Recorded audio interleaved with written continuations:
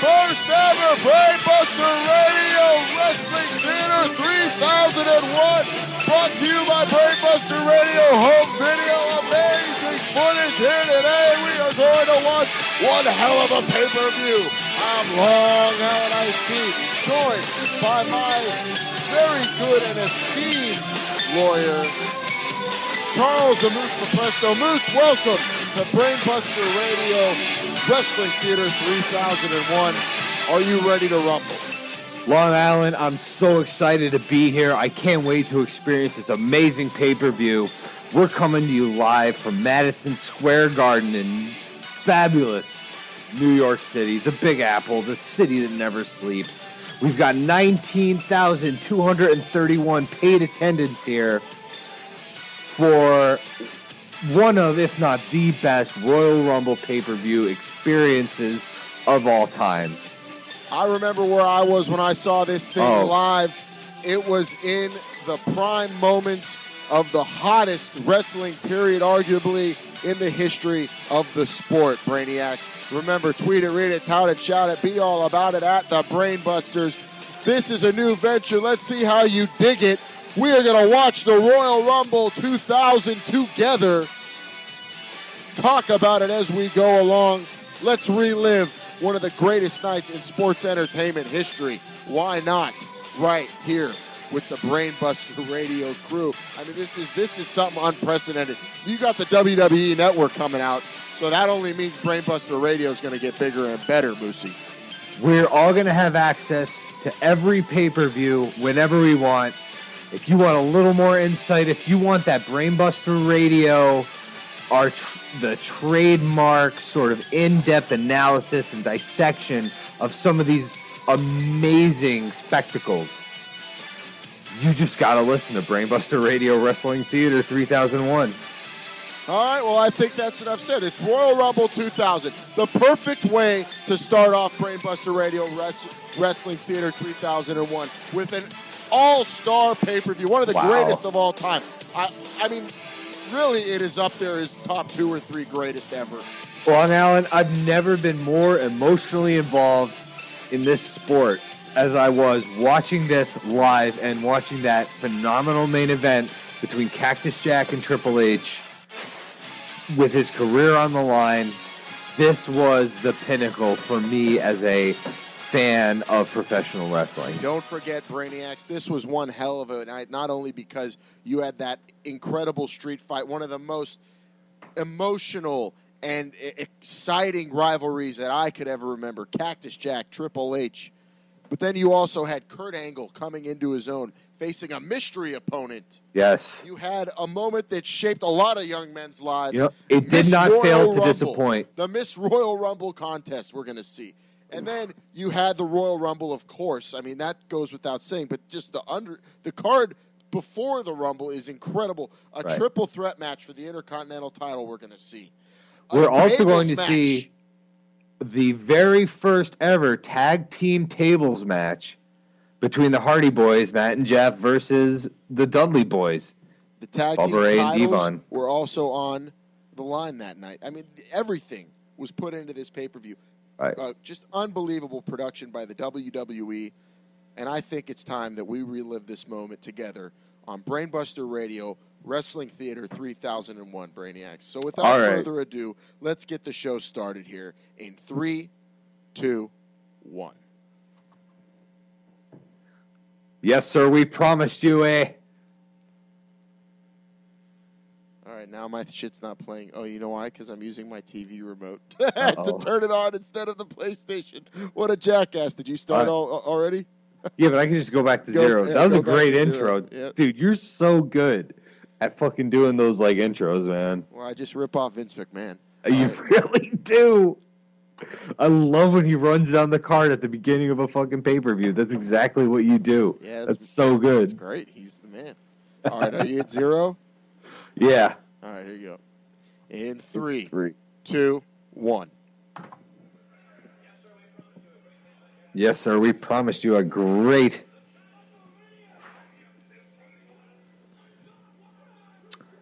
All right, so Long Island, I think we should let this intro promo package play because, honestly, we can't say anything better than the competitors involved in this feud can.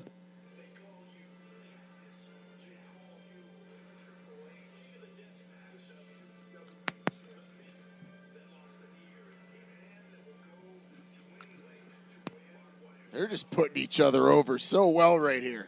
Look at this amazing Cactus Jack footage. Jesus Christ. Sledgehammers to the back of the head.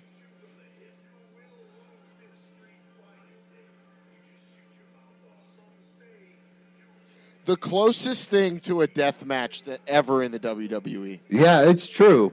It wasn't a hardcore match. It wasn't a Hell in the Cell or anything. Like, I feel like their street fight tonight far eclipsed their Hell in the Cell at No Way Out.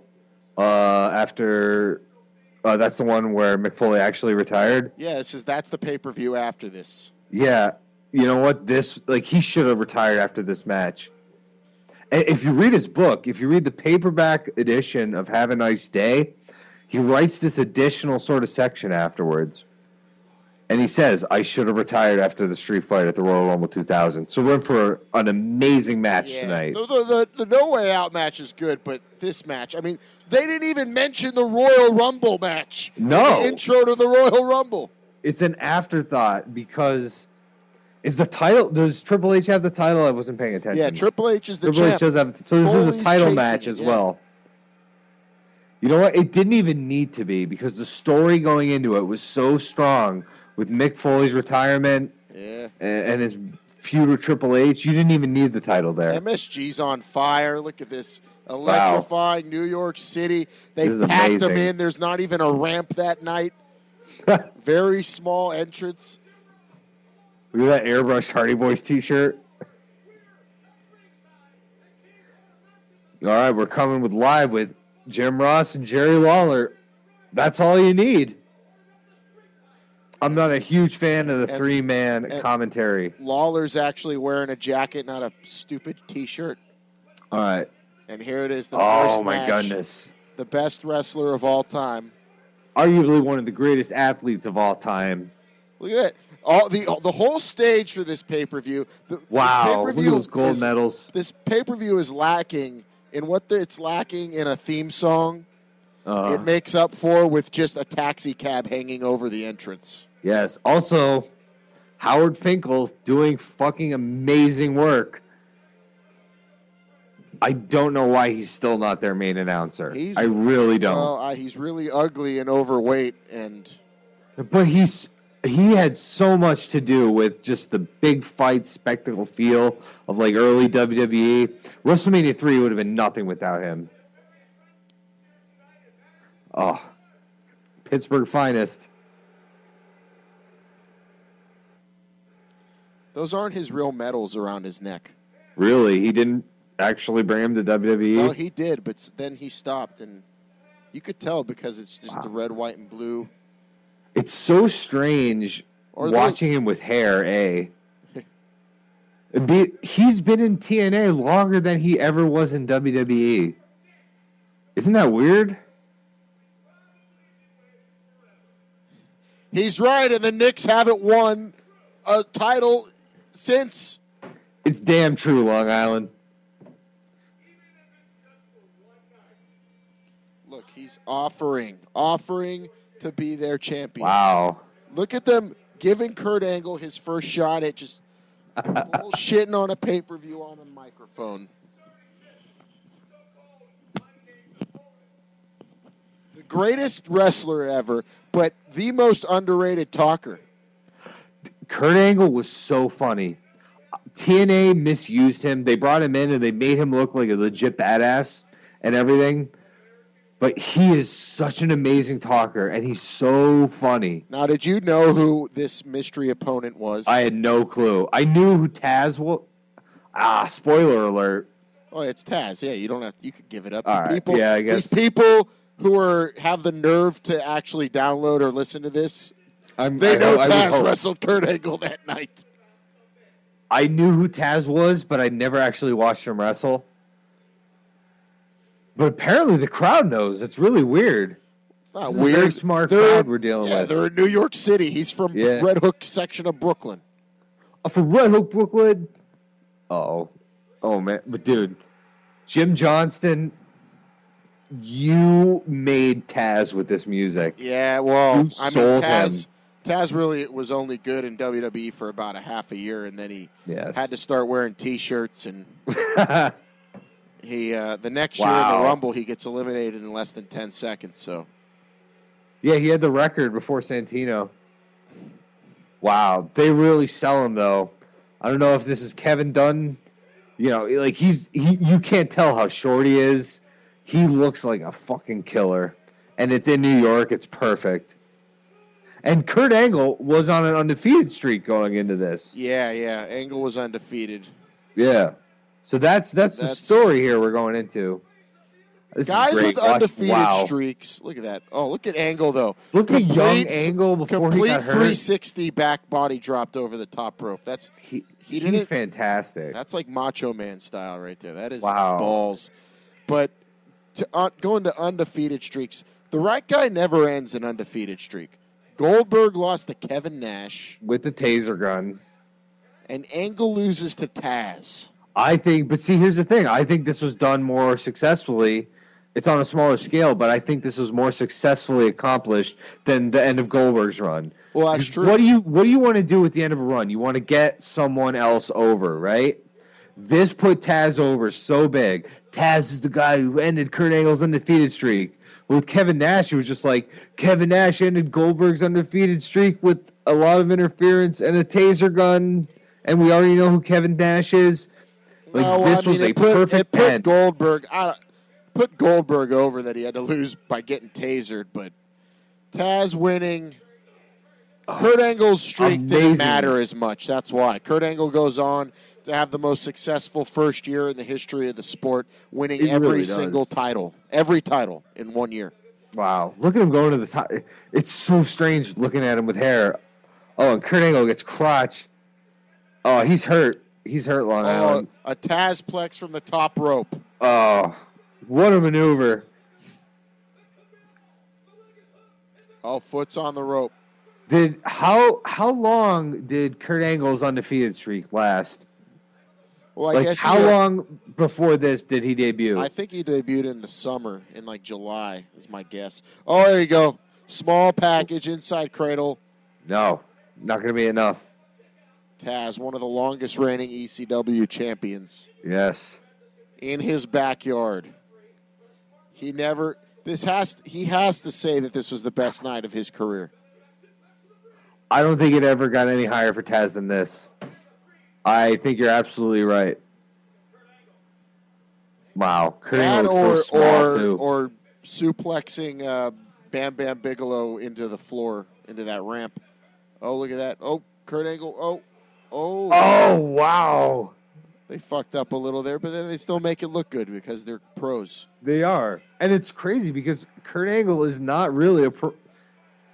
He didn't have that much professional wrestling experience before this. Wow. Well, he's like Dustin Rhodes. He's a natural. Oh, and there it is. That illegal Taz mission. Those are some great suplexes. Like, I don't know who's really to thank, if it's Kurt Angle for taking the suplex that well or Taz for throwing it. You know what I mean? But those looked amazing. The angle after this, though, was that with Angle, was that he didn't actually lose because he gets choked out. He never quit. And he never got pinned. Oh, the referee's calling for the bell. And Taz, that's 2 Z's. Taz with 2 Z's, Long Island. Not one. Well, that's for copyright purposes. Yes, it is. Man, I gotta say, watching this pay-per-view, the logos being blurred out is really obtrusive. Yeah, I mean, half the fucking screen is blurred. Man, I really hope they don't do that for the network. No, they will not, from what I've read. There are some pay-per-views, oh, man, the whole, like, ring apron is blurred out. It's really bad. Wow, Kurt Angle might be hurt, Long Island. Sergeant Slaughter is out there to help toss him onto that gurney. Tony Gurria. Teddy Long. Teddy Long, yeah. Referee Teddy Long. No Jerry Curl. Was it a choke, King? Yeah, it was a choke. Look at the bracelet outside the blue latex gloves. My God. Now, on gimmick oxygen tanks, are they really pumping anything?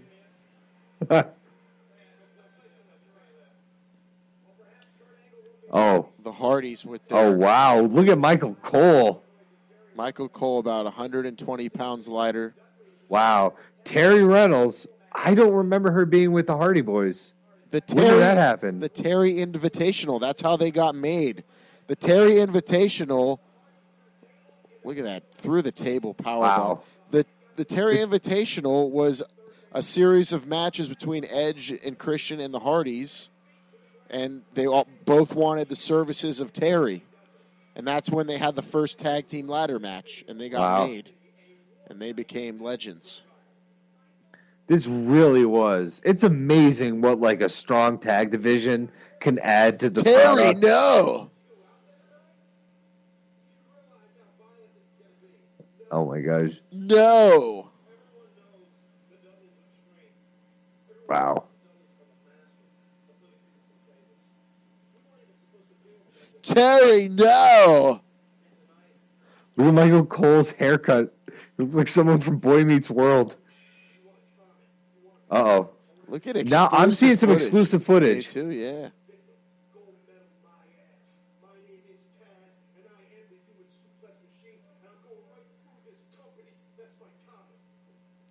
Ooh. Nice little promo from Taz. Wow. It's amazing, though, how much the WWE relied on TNA talent back then. I loved what the WWE did to the Dudley Boys. I thought they took the Dudley Boys, they really elevated them. I love the camo. I love the pyro for their entrance. I think they really I think the Dudley Boys did their best work in WWE. All right, first of all, the first 4 men you see on this show are all TNA legends. TNA Hall of Famers. TNA has a Hall of Fame. I swear to God, it was a big angle with Sting. Uh-oh. Oh, nice.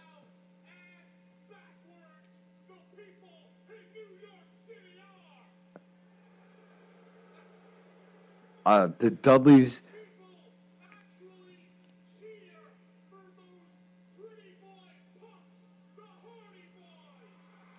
The Dudleys are amazing at getting heat. Bully Ray is a god on the mic.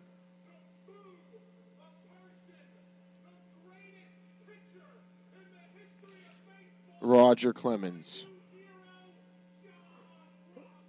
Oh, John Rocker. My new hero. Oh. And Devon, a black man.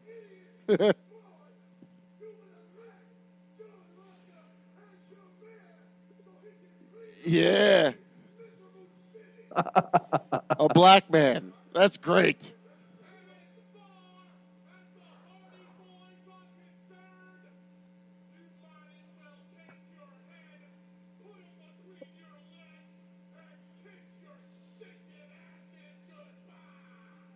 Oh, man. Wow, the Dudleys were... And there you have the best tag team there ever was.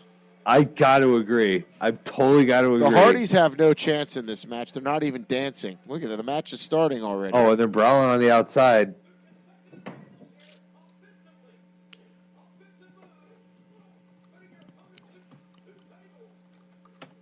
There's no tagging. Bubba Bomb right off the bat. Boom. That does not feel good on your tailbone. All right, let's see if we can keep track of how many tables get used in this. There's one, the first appearance.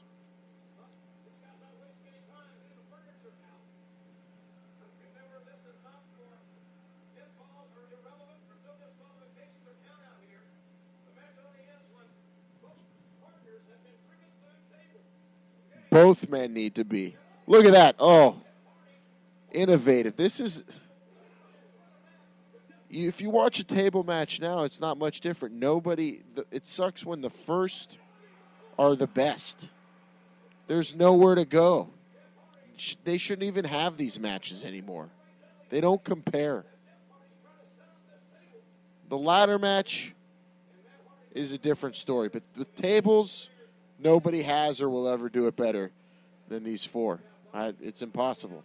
So what's interesting to me about this is you sort of, everyone knows like TLC, that sort of era was spawned by, you associate TLC with Hardy Boys and Edge and Christian. But the Dudleys really don't get as much credit. Look at that fucking chair shot. Did you see how brutal that chair shot was? Straight to the head, no hands. Holy shit. That was unbelievable. And they would just do, this is the first match. 2 chairs. Second match. Oh, yeah, excuse me. I'm sorry. Second match. The second match. Brainiacs, marijuana affects the short-term memory. Remember that.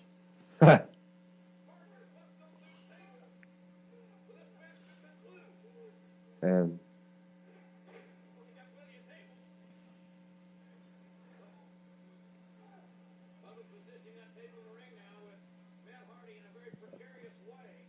those are pretty flimsy-looking tables.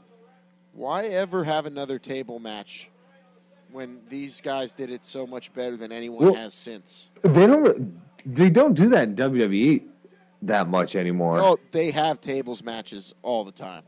Really? Yes. Even in the PG era? Yeah, man. Ooh. They have a pay-per-view called TLC every year. Oh, I thought they got canceled. No. Oh, I thought they got replaced with something else. TLC happened 2 months ago. Shite. Randy Orton won the Undisputed. Oh, that's where he unified it. Yeah, at TLC. And there's Look a at ladder. This is before they started painting the ladders black.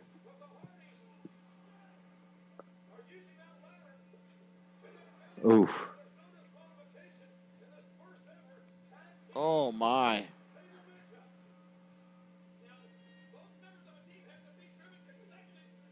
Yeah, what are the rules for a team tables match? Jesus. Both men need to be put through table. He just killed Devon with a chair to the back there. Or, excuse me, killed Bubba Ray. They were crazy with the chairs back then. Look at here's another one. Look at this. Straight to the head. Oh, my God. He doesn't put his hand up. What were they doing? These guys must have been getting concussions every single night. You spell man B-U-B-B-A. B-U-L-L-Y. I'm surprised more of these guys didn't kill their whole families. Look at Matt Hardy's about to go through one. And Joe Rosa rules, apparently. Look at that fan just got elbowed. Just took out that guy. There's a lot more fan part. Oh, Bubba. Oh, timing was a little off there. See, that's one, though. It looks so pedestrian compared to some of the later TLC stuff. Is Matt Hardy's hair colored gray? Look at the dent in that chair from Bubba Ray's skull. Oh, my God. It's disgusting. Now, there's some good holy... Oh, there's another just... Oh, my chair. God. There's the third, fourth chair shot to the head of someone without protection. It's hard to watch. They don't... Folks, if you're not watching along at home, the competitors are not putting their hands up. They're not protecting their heads in any way. First of all, nowadays you don't see any chair shots to the head ever. No. Let alone ones that are unprotected. And this is not like now. None of these guys are bleeding. I'm glad because I was desensitized after a while of seeing this shit every single show. Now I see it and it's incredible again. After Royal Rumble 99, or was it 98? 99 with The Rock and Mankind. Yes. That was sort of the pinnacle of the chair shots. That was when we're like, it's getting a little too, But that's not even true because they kept doing it. It really wasn't until Benoit. Oof. Oh, wow. See, both Hardys went through tables, but because they threw themselves into it. Did you see how fast Jeff Hardy was going? Oh my God! The back of the head. The camera doesn't even bother catching it because they just throw so many chair shots. You don't even care. Jesus. Now we got the stairs involved, because why not? They're probably safer than the chairs.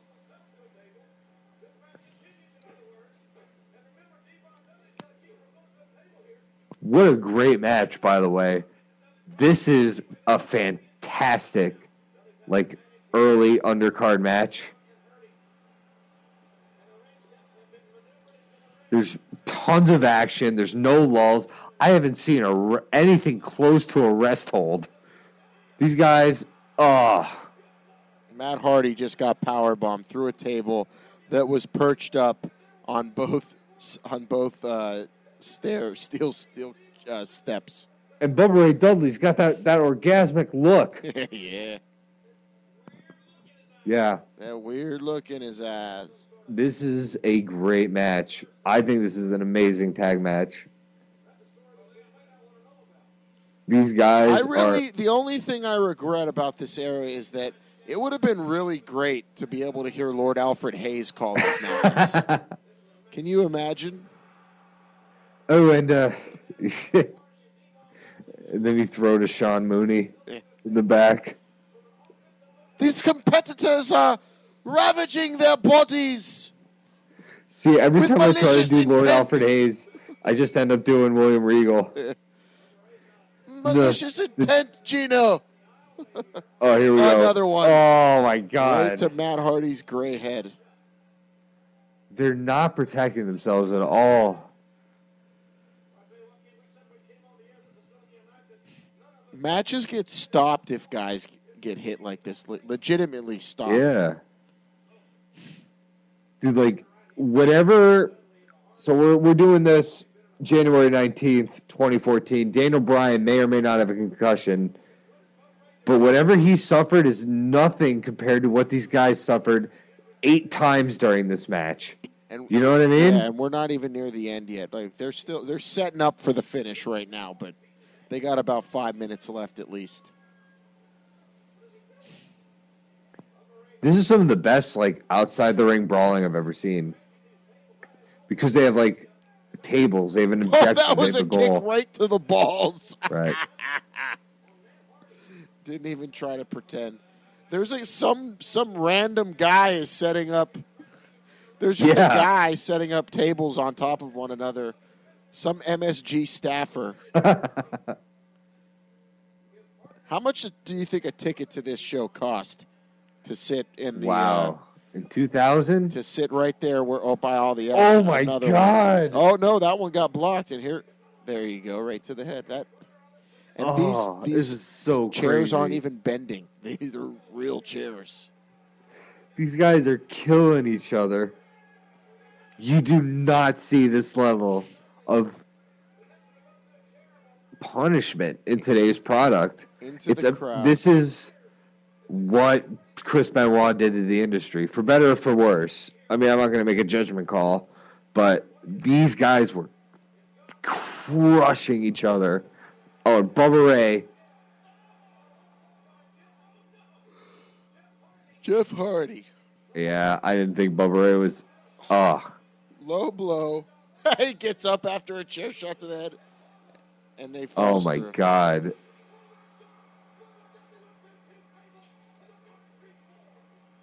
Isn't that it? Didn't they both go through one? Yeah, is that propulsion? Didn't Devon go through one? This is not amazing, match. I don't think Pat Patterson had anything to do with this match. This is a very convoluted... Oh, here you go. I don't even think it mattered who won these matches. And look, here you go. The shirt off. Swanton bomb. Oh, JR still calls it the Senton bomb. That's interesting. And this is, that's taken from ECW, obviously. But people watching ECW are mostly, just heathens in the tri-state area. Now, is ECW on TNN at this time? What's ECW doing in January 2000? I believe they're on TNN. Oof. Or they're just about to get on TNN. That was not a great period. I'm a fan of that, so really? I don't know what you're talking about. I don't know. They had Cyrus, the Jackal. The Network. Yeah. Great stuff. We might have to do a wrestling theater of a TNN episode because those are great. Hey, once the network goes up, we can utilize our Brainbuster Radio library. The Brainbuster Radio archives. Also, notice the fashion in the crowd. A man wearing an NYC sweater. And a guy wearing a suit. Mark Echo, FUBU. And the Dudley brothers clasping hands after this match. Wow, these guys, that was a great match. Bubba's still selling. That was a great tag. Like, I don't know. TNA does it again. Name a time when the tag division was stronger than the early 2000s. I mean, you had your Strike Force, your Powers of Pain, but Demolition, Skyscrapers, the Killer Bees, the Rockers. But it's Colossal still, Connection. Compared to this era, I don't know.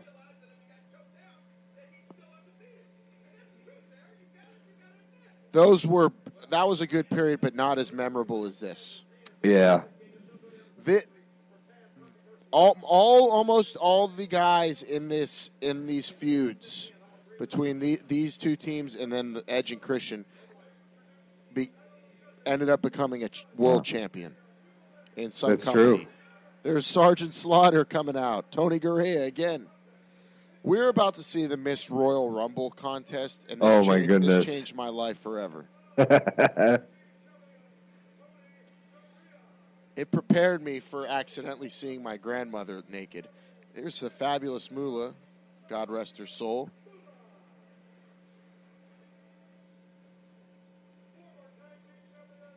Oh, no. She gave that fan a real kiss. Yeah, Johnny Valiant. Nice. Another Pittsburgher. And then classy Freddie Blassie. Wow. Great pop for classy Freddie Blassie, too. He did some amazing work. He did the voiceovers for, like, all the Undertaker, Stone Cold, like, promos.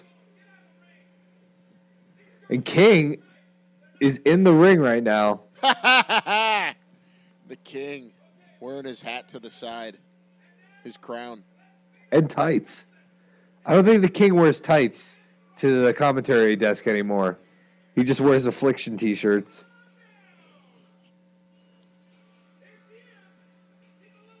Now, the funny thing is that the WWF sign gets blurred, but none of the thongs or tits are going to get...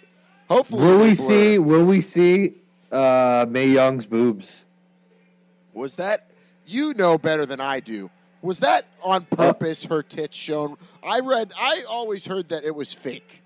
According to the dirt sheets, according to Dave Meltzer, it was a prosthetic device. It wasn't her real boobs, but they were boobs made to look like an old woman's boobs. Why not just show her boobs then? That doesn't even make sense. I remember there are very few divas in the history of the sport that have successfully flashed their boobs. Jacqueline is one of them. The Cat flashed her boobs at one point. I remember that. Jacqueline flashed her boobs? I think it was more of like a mistake. I think she took a move, like she took a bump. Yeah, I remember that, yeah. Yeah. She's wearing close to nothing on this night, I remember. BB. Who the hell's BB? Some of the biggest cans in the history of WWEF. Barbara Bush? I do not remember this woman at all. She had bigger cans than any diva. Is this the lady from the Blink-182 like album cover? Maybe. I don't know.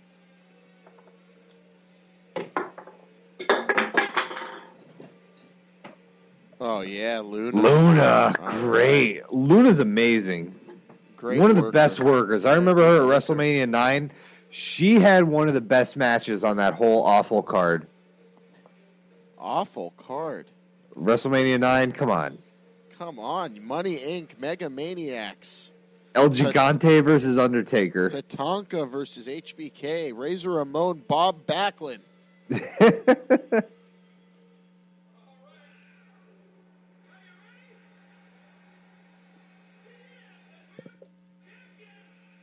There's the Cat. The Cat was the women's champion.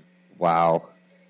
And she was married. She was dating Jerry Lawler. The she King's got loving Jerry this. Lawler to one of the most loyal employees ever to quit the WWF. JR? No, Jerry Lawler. He quit? Oh, he quit because they fired. Yes, I remember that. In 2000. They fired the Cat, and Jerry Lawler quit Richter. in protest. I forgot about that. Andy Richter. He didn't even get an entrance, though.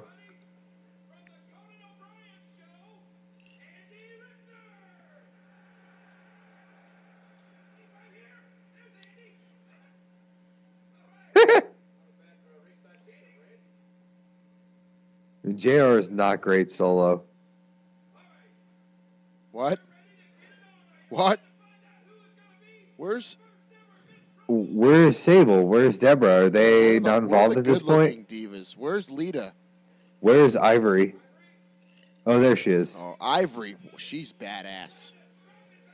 I just got done watching the 2001 Rumble, and she has a match against China.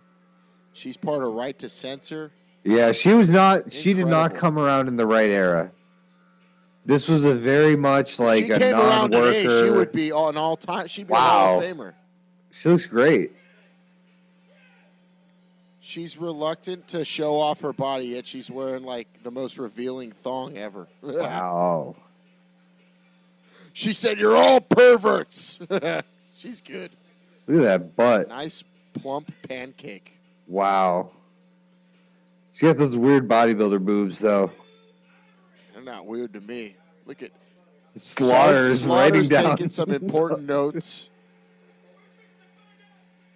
Here's Lita. Terry Runnels. Oh, no. God. Talk about a whore.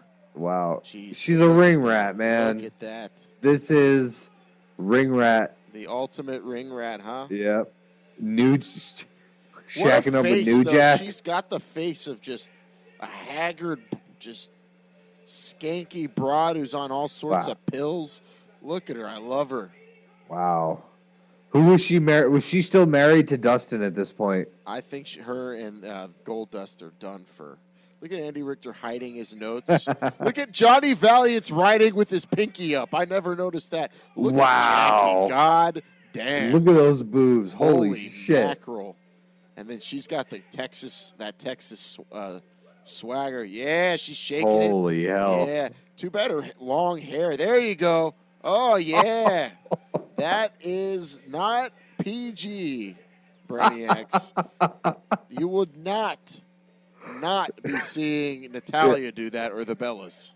Yeah, we apologize to the younger demographic of the Brainiac universe. We apologize. We're sorry you weren't able to watch this live. Look at BB. Look at those bombs. Who is this woman? Barbara Bush. Look at those 90s thongs. They went up so high. Yeah, I feel like I'm almost watching Married with Children. Right. Oh, and here comes Luna.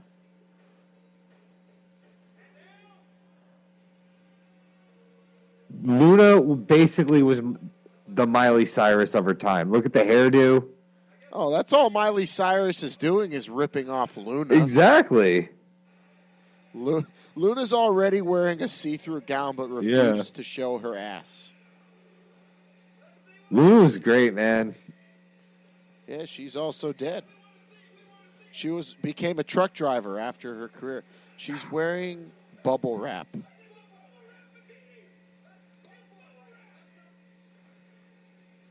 Dude, even the girls looked like they were on steroids. Like, this is before, like, there was a wellness policy, but it wasn't as serious as it is today. Everyone was juicing, even in the Attitude Era.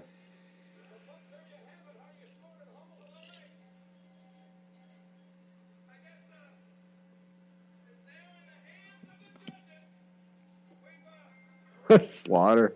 Oh, no. Ladies and gentlemen, the reason we picked this broadcast today to pay tribute to the fabulous and legendary Mae Young, Johnny Mae Young, who recently passed away in 2014 at the ripe old age of 92.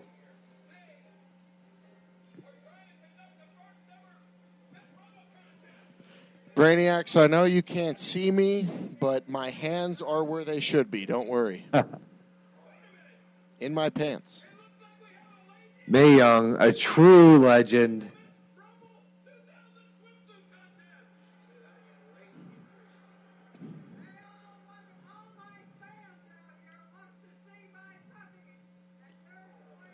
Oh no. My puppies. How? All right, here we go. We're gonna look at this now. You know, 14 years later, are these her boobs or are they not? To understand what's going on is incredible to me. For her to be in tune with what's funny. Yeah. And she's doing well. She's playing the part. Oh, no. For goodness sakes. Can you imagine, like, JBL and Michael Cole calling this? They just couldn't. Good God, man. My God, Michael. Oh, no. Michael. Maggle. Let's see what you do, WWF home video or WWE home video. Look at that tattoo on her arm. So tough.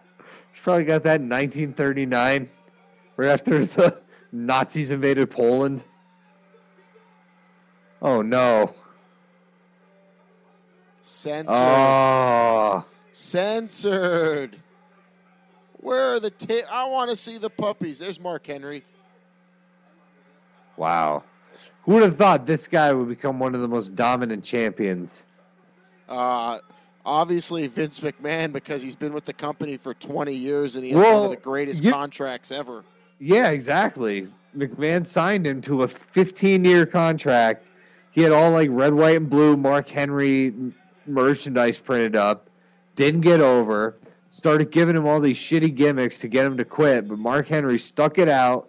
Got every dime Vince owed him. And then became one of the best big men the industry's ever seen. I'm a huge Mark Henry fan. Much respect for the guy. World's strongest man. The world's... Former world heavyweight champ. If the cat wins, that's stupid.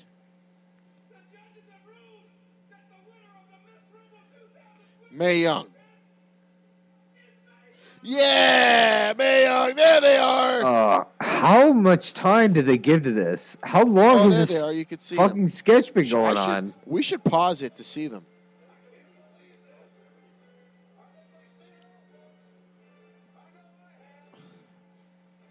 Look at how long has this been going on? Look at Jacqueline. She's great. You telling me? You're telling me you're not picking this?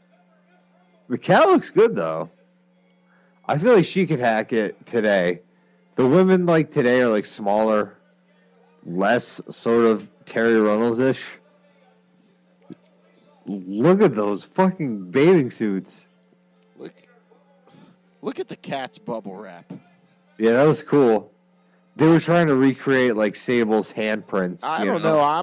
I think Jacqueline should have won this. Looking back, Jacqueline she's in the best shape. Are we going to WWF New York? There goes the neighborhood. Yes. Is that the coach? Oh my God. The coach has hair. Look at these fans. Look at the coach crowd control. There's just a big middle finger right by his face. All these bros. Uh-oh.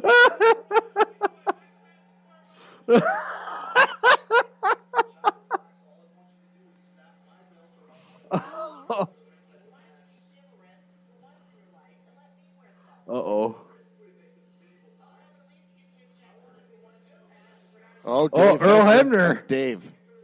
Oh, that's Dave.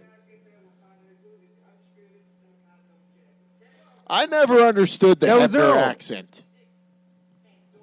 What is the Hebner accent? Where are they from? It's like Virginia, New Zealand accent. They're from North Tacoma. Oh, exclusive Kurt Angle footage. Black and yellow. Oh.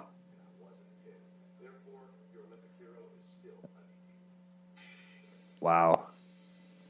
What do you think, Long Island? I agree with Kurt Angle. The greatest year ever, and it was not. It was almost sullied by a cheating ECW extremist. This is sports entertainment, right? This is professional wrestling. There are rules in this sport, and one of those rules is that you do not choke your opponent.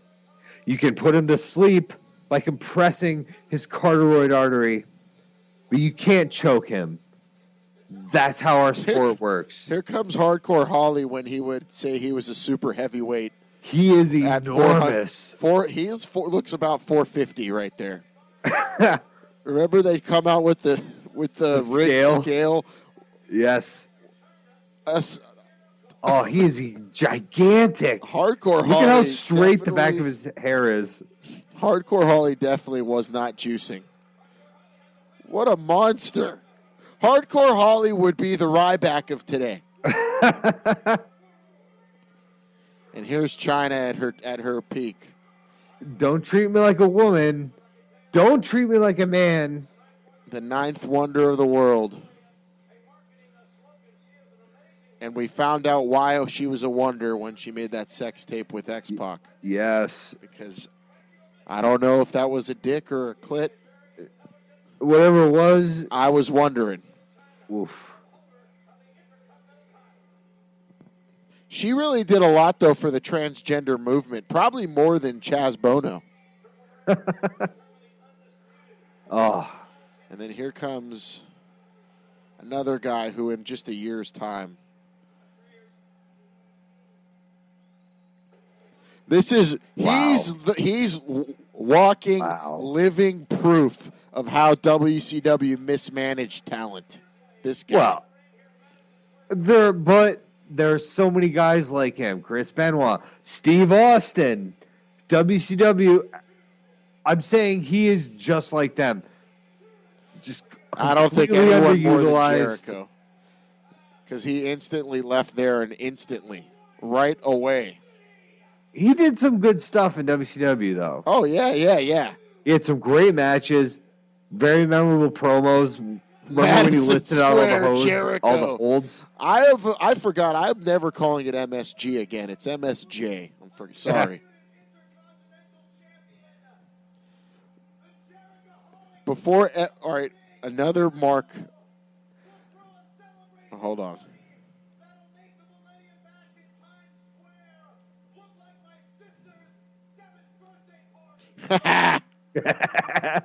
He's so good.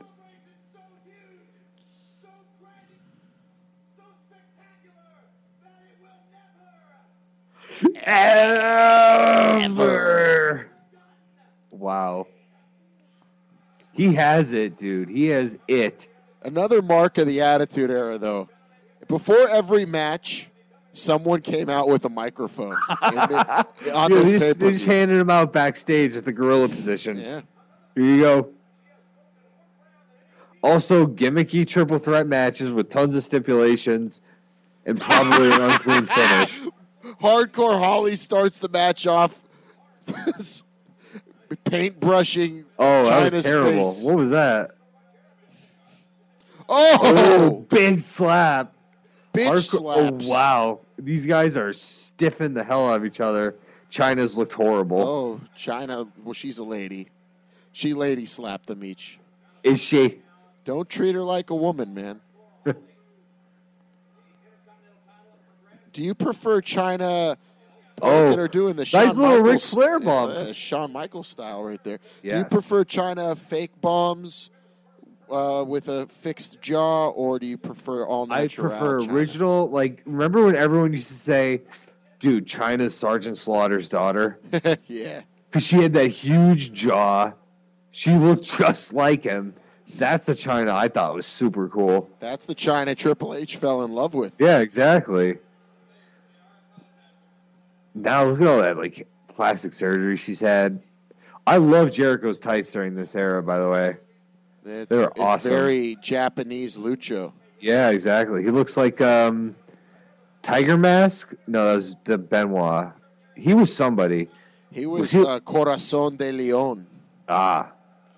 Oh, look at this. Oh, exchanging chops here. Chops. Hardcore Holly. I got to of anybody's book, the next book I'm reading is Hardcore Holly's.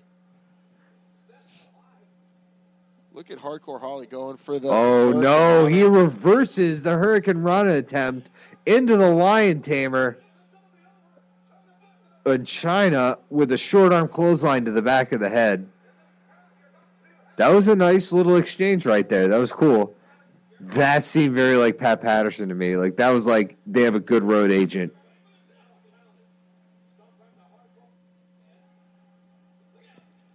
Ooh, and Holly... See, this China, I never bought her being an Intercontinental champ. If it was the other one, I would have said these guys, they got to watch out for her. Well, who, Nicole Bass? Yeah, Nicole Bass is more. She's not intimidating, China. Some of these like, dude, Honky Tonk Man was never a physical specimen. He was a very cagey competitor. He knew how to manipulate the rules. Oh my God! Wow, amazing springboard. Plancha from the top. Crossbody plancha. Jericho was looking to prove himself right now. He is full cylinders. This is Jericho at his athletic peak. And then Brainiacs the following year. I'm telling you, you got to watch this match at least once a year. Jericho Benoit ladder match for the Intercontinental title, Royal Rumble 2001. I forgot about this match and just how truly nonstop they go. They don't take a breath.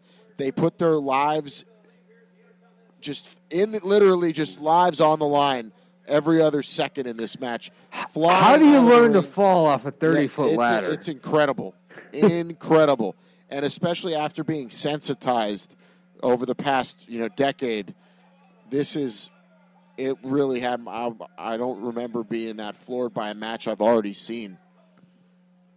Oh yeah, China met with a really poor drop. Look at she can't drop kick. What was the appeal of China? China was in Playboy. Like WWE was really selling her as a sex object. Yeah, I don't understand how. I don't know how well it worked. This is an interesting spot. China and Jericho both on turnbuckles. Oh, that was a terrible splash by China. Yeah, Jericho that was weird. Did his best, but he could not cover for how bad her splash was. She just hit her knees and then just sort of laid on top of Bob Holly. See, what I'm saying is she's not a good wrestler. No. She's not a good promo. What is she good for? What was she? Oh, she could. Oh, she's good at low blows. She had a really good low blow. There it is. Yes. All right. Uh-oh. Oh, she does pedigree because that's her boyfriend. Oh, God, and it was a horrible pedigree. God. That's better than the way Triple H does it now, though. At least she, followed through with the arms. Hardcore. And one thing you guys got to understand is that if nobody kicks out of the pedigree except Hardcore Holly. Beth Phoenix shits all over China. Uh-oh. We might be set up for an electric chair drop. A little doomsday device. Oh, yeah. Wow, that was cool. China, kicks out. Jericho with a great off-the-top rope cross-body to China, who was on Bob Holly's shoulders. That was a very cool move. What do you want to take first? A low blow from China or a chop from Hardcore Holly? Oof. I'd take the low blow first. Hardcore Holly is stiff as a board. Oh. Both men crotched themselves. Chris Jericho is on the outside. China's setting up for what looks like a superplex. China can run. Oh, Hardcore Holly's about to get China-ized. Oh, this is dangerous. Oh my God. Hardcore Holly to... Did Hardcore Holly get the pin? To put your life in her hands like that, you really got to give it up to Bob. That was very strange for Hardcore Holly to take the pin there. Because that was like a successful superplex. It looked like shit, but I mean, it should have worked. Uh-oh. Another chair shot. Another chair shot. Straight to the head, although that one was from a girl, so. Yeah, I couldn't count too much. All right, here comes. China's going for a Walls at Jericho, it looks like. Yeah.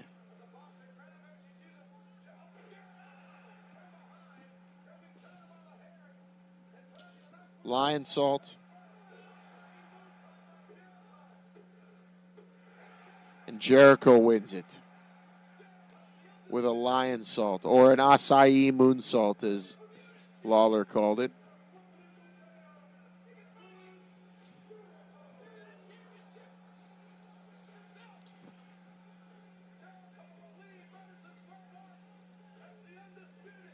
Chris Jericho, 2 years in a row, walks away with the IC title at the Royal Rumble. His match the next year was a little bit better than this one.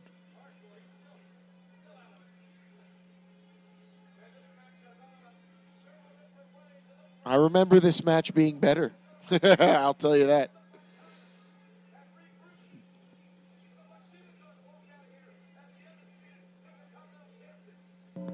Now this feud would end. China would end up allying herself with Jericho.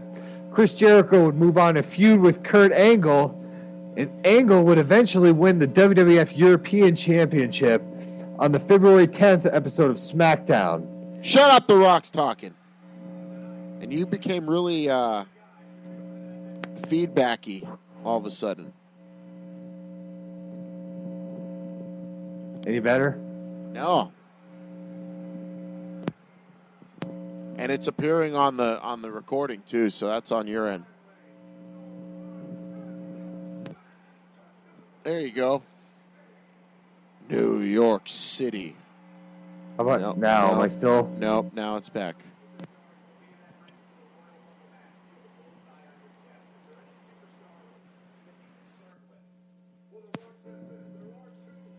Hello. Yeah, it's better.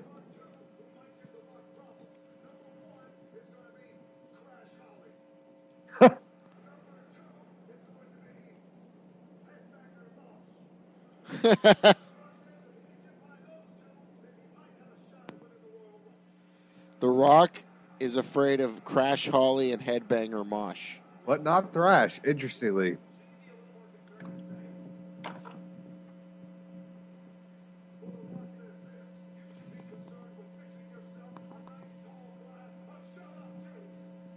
Shut Up Juice. Nobody's talking about Shut Up Juice. No one's drinking it anymore. It's like Surge. It's gone. Look at The Rock's hair right here. It's so high.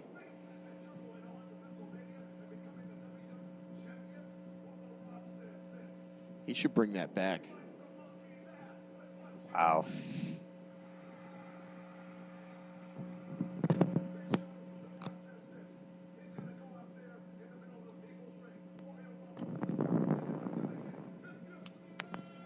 Wow.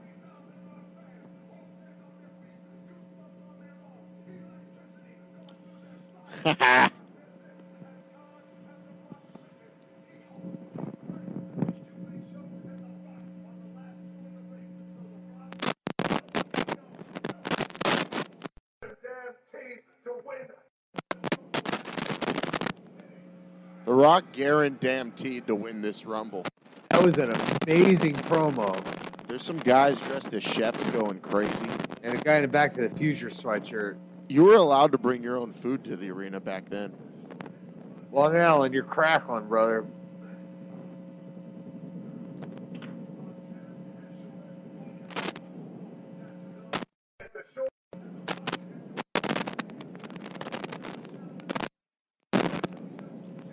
there ever was. If you smell. Oh, man. Wow. The Rock's on fire, Michael. Wow. Now, here, hold on. Exclusive footage. Hold on. Coliseum home video.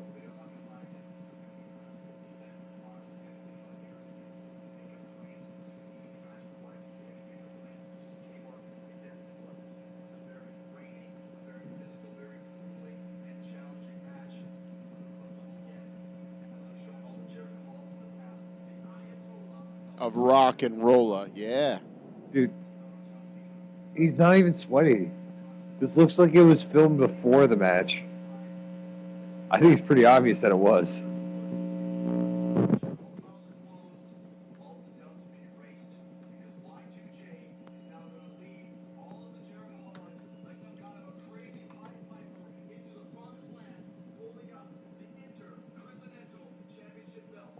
Yes. The Intercontinental belt. Daddy-o. Wow. Look at this. We got a very young looking JBL. Wow.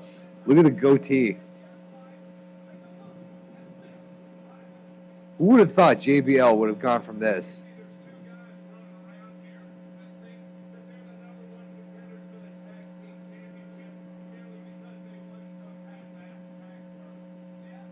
Wow, look at that clothesline to Edge. Or to Jeff Hardy, rather.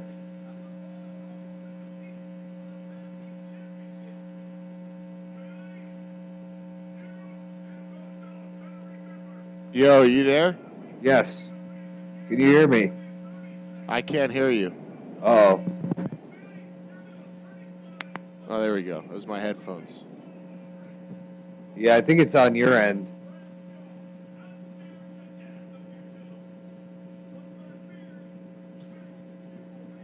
My fear will fuel me. Look at how young JBL looks, man. Ron Simmons, a former world champion, but I would not have expected John Bradshaw Layfield to achieve the heights that he did. And the Outlaws are still in the tag hunt for the titles.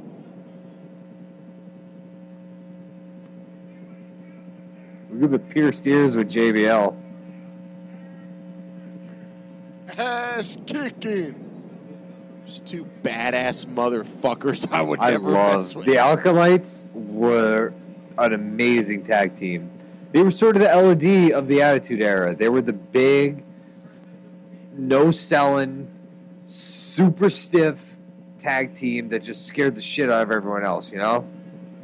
Guys who would really win fights. Yes. Is there anyone like that today? I don't think so. I think the real Americans could be. I think if Antonio Cesaro uses his strength, they could be world-class athletes, though. Those two guys were bruisers. Yeah. Swagger and Cesaro are. All right, no one's wearing fisherman hats anymore. Look at the Road Dogg. Just the pinnacle of 90s fashion right there. Football jersey, sweats, fisherman hat. And white boy dreads.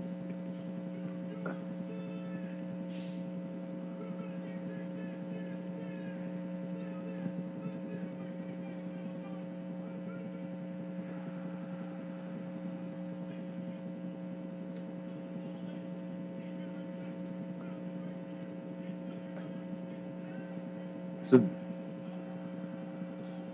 these guys were pretty much all that was left of DX at the time, right?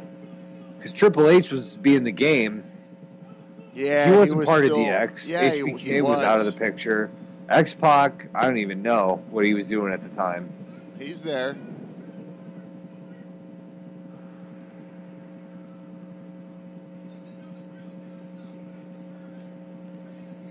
And this is what influenced me to become the man I am today. All this shit.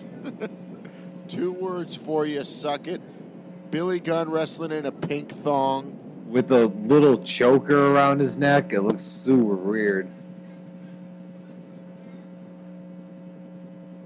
Wow. I love watching a young JBL. 'Cause he got saddled with some pretty crappy gimmicks over the years. The new Blackjacks. Justin Hawk Bradshaw. Oh my God. But once he became, again, the best, quote unquote gimmicks are the ones that come from your own personality. And JBL was always like a stock market money guy. And once they let him sort of be that guy, that's when he became a world champion. That's when he became, a main eventer. And he was great. He was awesome. He was, shades of Stan Hansen. Look at Farouk dancing. Oh, Dominator. You notice the Dominator is the one move that gets sort of countered the most because no one wants to take it. It hurts so much. How many Dominators have you ever seen actually landed? Bobby Lashley utilized the Dominator a little bit. Bobby the Beast. Oh, that's why you don't have white boy dreads. And Mr. Ass with his pink short shorts. And they're see-through. You can see he's wearing a thong. Yes. Now, oh my God, that clothesline from hell. That is such an amazing looking clothesline, man. He just kills the other guy. Look at that spine buster, too. These are the stiffest fucking guys in the company right now. And they put them together. And they just beat the shit out of everybody. The referee's already knocked out. We're like 2 minutes into this match. And once again, this match did start off. This match did start off with double powerbomb. Wow. Did start off with someone with a microphone. There's your X-Pac. Oh, wow. Look at the kid with the kick. Oh, crushed. Now, I was watching Billy Gunn on SmackDown the other day, and I said, he's fat. He's got to wear a T-shirt. But he's got a T-shirt on here. He's in great shape today. He doesn't have the belly button piercing anymore. But he's in really good shape. He's in better shape than Road Dogg. They handled the Acolytes in like 3 minutes. Wow. I think a lot of these guys, who else? Oh, Too Cool looked really good. Scotty 2 Hotty was in great shape. Brian Christopher looked great. He had like kind of a spray on tan, but he was in awesome shape, man. Way better. Oh, look at the famous everybody. The badass Billy Gunn. Here's some exclusive footage, Brainiacs. Yes.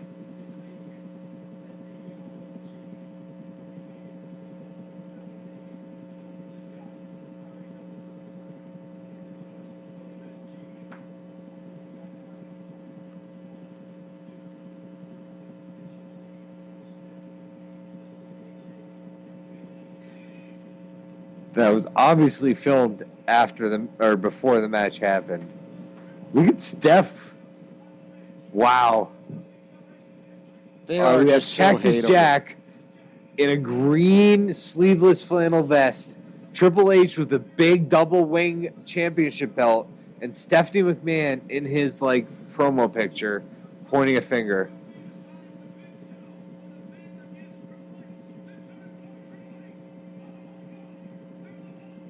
Oh my.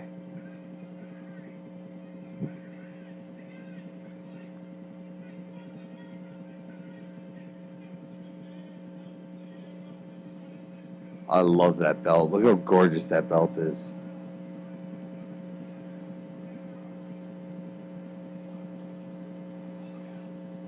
Oh my.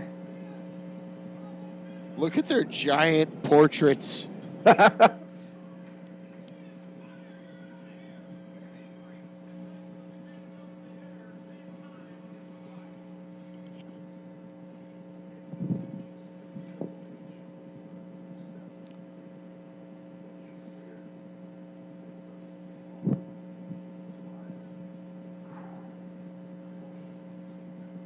Now, were Stephanie's tits fake yet here? No way. Those are real. They're so much better.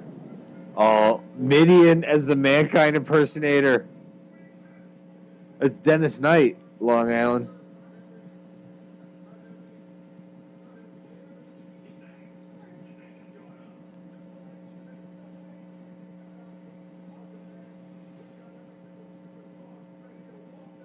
Oh, this was sick.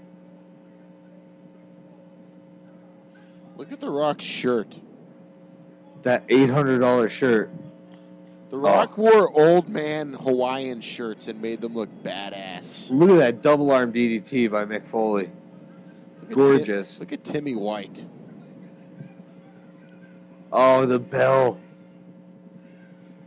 Yeah, you haven't seen anyone use a bell in a long time. Those tables, too. Oh, no. Look at, he didn't release, right? Like today, when he does it, he releases the arms and like pushes the face down. Oh, look how cool the blood looks on his white shirt. This is really shit. good right here. Rips the mask off. Oh, shit. Oh, my God. Yes! Oh, fuck.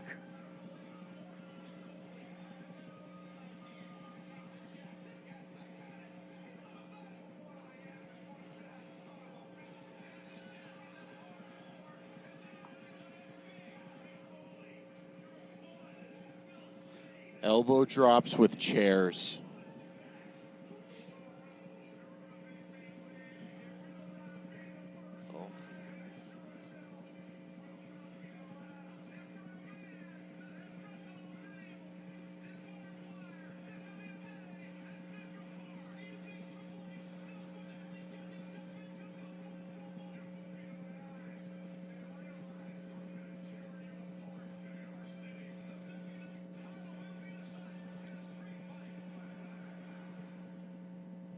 This might be the greatest world title match I ever saw. Oh, wow. That promo was amazing. At least that promo has me thinking it. The lead up. Okay. And you're talking Triple H, right? This is before he tore his quad in 2001. Because he's never been the same as a worker after that, right? This was the peak of Triple H. The guy who runs the business, who is the future of this sport. Do you hear this? They are so hot for Cactus Do you Jack. hear the piped-in terrible music? This is because it's a DVD. This is not the original Cactus Jack music. Yeah, the original one was like now. Yeah, I don't know what the hell this is. This is like 4 songs rolled into one. It sucks. They do that all the time. Ricky Steamboat, they do that with. They did that with Hogan in some of the early WrestleManias. Jim Johnston must have the Tiger. Jim Johnston must have not made this song. Yeah. Or the Cactus Jack song. But he made a sick Cactus Jack song. This song sounds like Freebird, the Freebird Bad Street USA song. Oh no. 1, 2. It's the song. Do you think, was this by the DX band? It sounds like the same singer. Yeah. I just remember being so emotionally invested, just loving Mick Foley so much and being. This was right after I read his book and made him my hero. Mick Foley's like my idol, dude. Like, he's just like, that's the guy. I read every one of his books. He is my hero. And I was so invested in his story at this point. Because you already read his book. He already did, like, the Rock and Sock Connection. He already won the championship in Newbury, Massachusetts, taped when they announced it on Nitro. And they got the highest rating in Raw history. This was, like... This is the pinnacle of Mick Foley's career, right here. This is it. This is the biggest he ever got. And he does amazing in the role. He sells it so well. And Triple H should not be denied credit here because he was an amazing adversary to Mick Foley here. He's the most hateable guy I know. They do amazing work in here and in No Way Out. This is one of the best feuds I've ever seen. I can't even today get past the fact that Triple H is working. I can't like him. Look how good he was, too. Jerk? This was right before he got hurt. Like, this was... You'll never see Triple H work better than he does in this match. He is in the best shape he's ever been in. He is, and he was a good worker, too.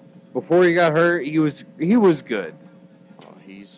Bret Hart would say he never had a 5-star match.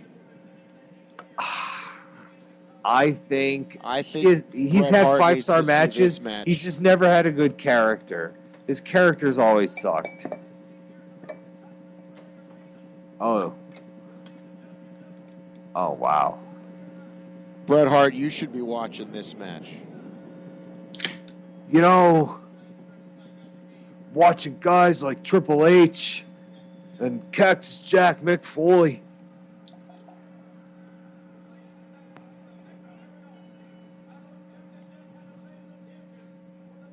Look at the hatred flowing with every punch. Every punch has meaning. Oh.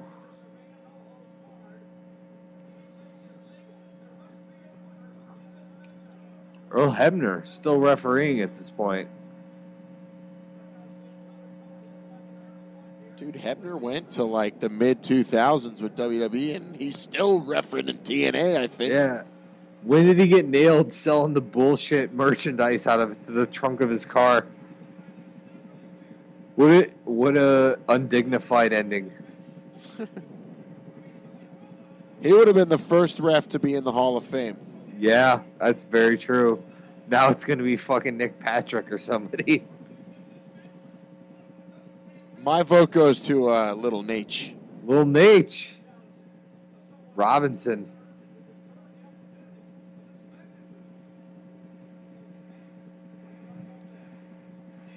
Wow, crowd already chanting Cactus Jack. Amazing guillotine leg drop with Triple H's neck over the bottom rope. Mick Foley knew a lot of cool moves.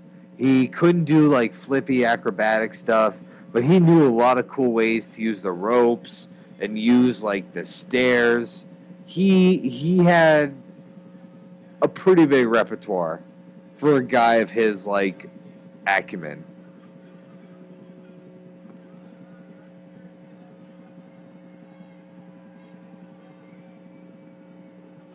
Oh my God. The ring bell again. Oh my God, that looks so painful. Jesus, Mick, what are you doing? In a way, Mick Foley ruined it for guys who look like him, though. There's never going to be a flabby guy. Kevin Steen. Yeah, okay. What's Kevin Steen, though, to anybody out there, though, really? True. Who isn't a... Necro Butcher, he did inspire a lot of guys. We want to talk about sports entertainers here, not indie wrestlers. Yeah. All right. Bray Wyatt. Bray Wyatt's not doing Mick Foley type stuff, though. Jesus, did you see that chair shot? Physically, Bray Wyatt's not doing Mick Foley style stuff. But his promos kind of... Oh, yeah, his promos. Definitely watched some good, like, ECW Cactus Jack promos. Look. Oh. But also remember that he has blue blood when it comes to wrestling. The Rotunda dynasty. Wyndham Rotunda. Oh, wow. He's not the son of some PE teacher on Long Island. Oh. Jeez. Leg drop onto the chair, onto the face. Oh, no. Dude, Mick is really good in this match. So there, for a few years there, you had to get to WrestleMania, to the main event, you had to go through a brutal beating of Mick Foley to get there. Here's the thing. Austin, The Rock. People doubt. They say Vince will never get fully behind Daniel Bryan because he doesn't look like a Dave Bautista or a Hulk Hogan. But then you look at Mick Foley, who got huge.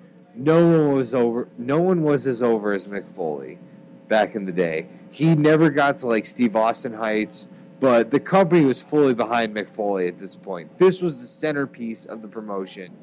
And Mick Foley looks way more unconventional than Dane O'Brien ever did. He's a top 10 all-time earner. He's an all-time earner, the best rating in Raw history. And look at him. You know, his butt might be a little big. His belly might be a little big. But, Daddy, I am bad, and I know I am bad. There's a chef right there, by the way. That's what I said earlier. And there's the obligatory Steelers shirt. I saw that. Always one in every card. Lisa loves George. Loves George. That she does.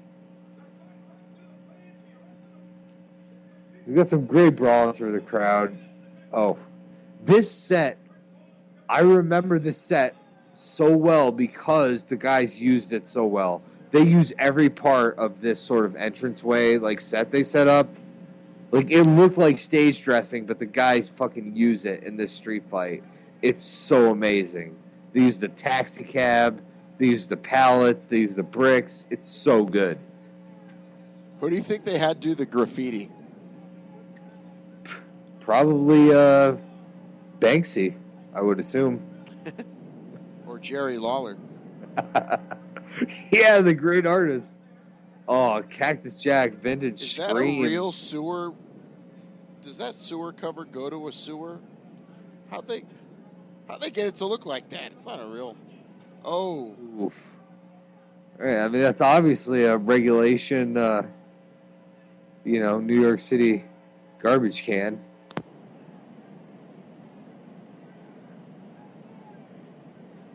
That's a pre-Bloomberg garbage can. That one is not eco-friendly.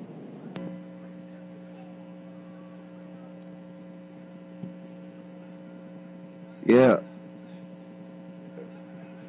Oh. Man. Foley does not look in good shape, though. He's been in better shape than this. Just smashing Triple H's face up against that aluminum siding. Thank God they didn't try to censor that. Dukes. That's I'm just trying to make out the graffiti.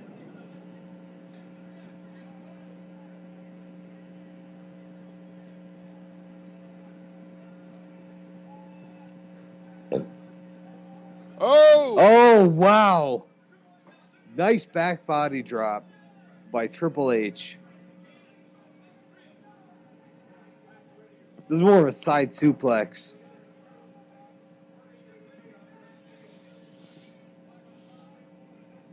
You can really hear the crowd. This is weird. You can hear like individual people in the crowd. Come on, Foley. Oh. Come on, Mick.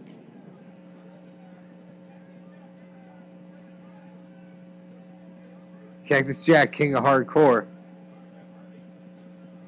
Oh.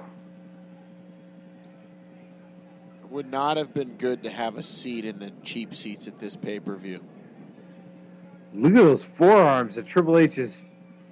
Here comes the knee to the face, leaning up against the against the steel steps. No.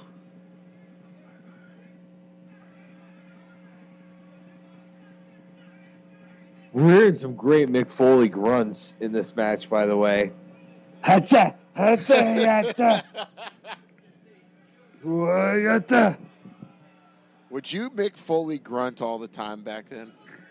I would. Dude, I'd walk into schools in my high school, like limping like Mick Foley because I thought it was so cool. Yeah. Yeah. I just love the way he walked. I'd play basketball and I'd be grunting like Foley.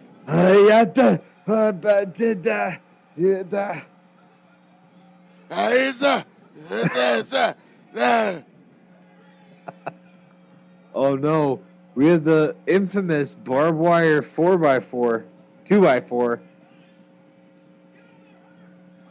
ladies and gentlemen of Brainbuster Radio Universe.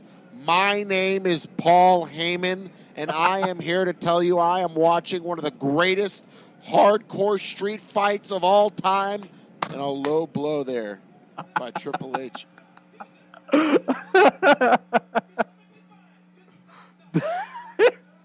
That's such a good Paul Heyman. Oh my goodness. goodness. Barbed wire to the gut, barbed wire to the back. You could see that T-shirt just attaching to that barbed wire. There's a lot of barbed wire on that thing, too. Can you imagine what that feels like? Look at the T-shirt stick to it. How do you learn to fall off a 30-foot ladder? The more barbed wire, though, the safer it is. That's true. Same with thumbtacks. How do you learn? Oh, no. Comes to the head.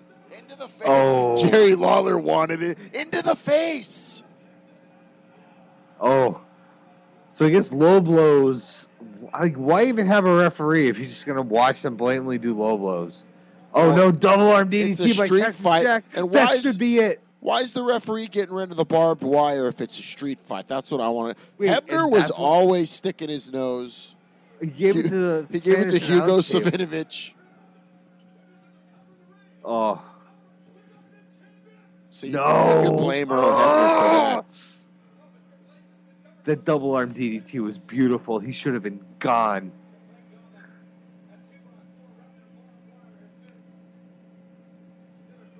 Wow. You know what I'm noticing watching this is that hipsters walk around dressed like Mick Foley and the Road Dogg a lot now. You see a lot of people wearing cheetah print boots. Yeah, look at those and tights, the sweatpants with the word cactus on the side. If I saw a chick wearing yoga pants with cactus along the side, I would ask her to marry me then and there. That's a different barbed wire 2x4. It is. Oh no! And there goes Earl Hebner. Oh no! Oh! I wonder if Triple H is gonna blade right now. Keep an eye on him. I can't look at Triple H. I'm too enthralled by Cactus Jack holding up that 2x4. This barbed wire looks much faker. Oh my goodness. Yeah, Triple H definitely just bladed.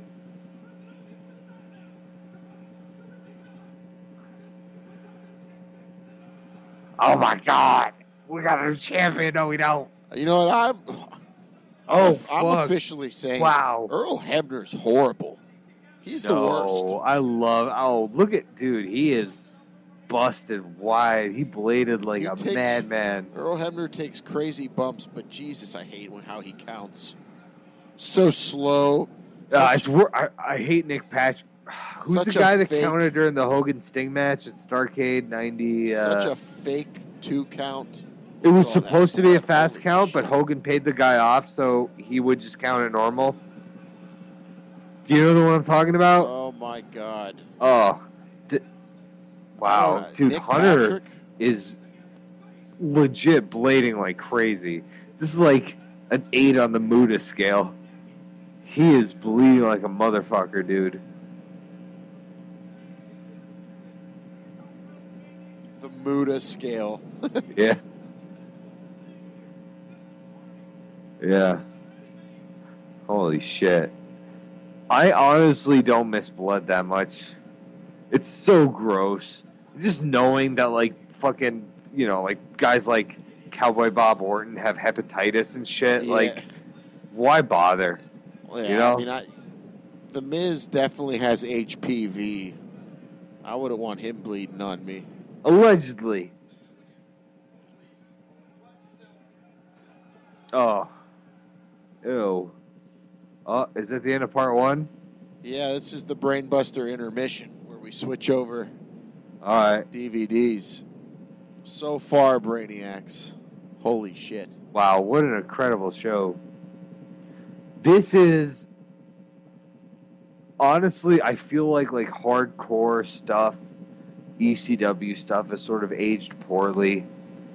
But when I watch this street fight, this is sort of as good as hardcore brawling wrestling gets. This is so amazing. It needs to have a story to happen, like hardcore title and just... It's the world titles on the line. Yeah, I know. A hardcore title and just random hardcore matches and it being, you know, for comedy's sake. Yeah. It's no good compared to this intense, I'm going to fucking do everything to destroy you kind of match for all the marbles.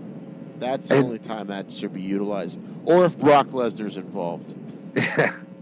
I think overall, like, Mick Foley's in decent shape here, but he's not like pre-Hell in the Cell Mick Foley. I think Triple H is doing a fantastic job. He's working his ass off in this match, and he's making Cactus Jack look like a legit threat.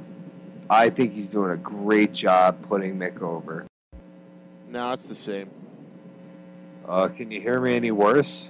I hear you fine. It's just there's just some buzzing behind you. All right, whatever.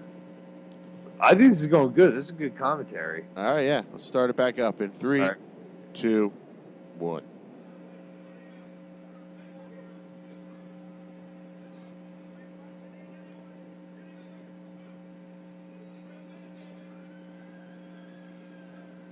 Oh. Mick, this no. Is not the way Mick. Bleeding like a horse. Horses bleed heavily? I didn't know that. Oh, no. Back body drop. Oh. Jesus. Good God almighty. Blood all over that table. It did not give. Triple H wearing the proverbial crimson mask. Wow. He is bloodied as hell. Look at the purple chairs. He's in charge of the WWE now. Yeah, he's Paul. He has bled for this company.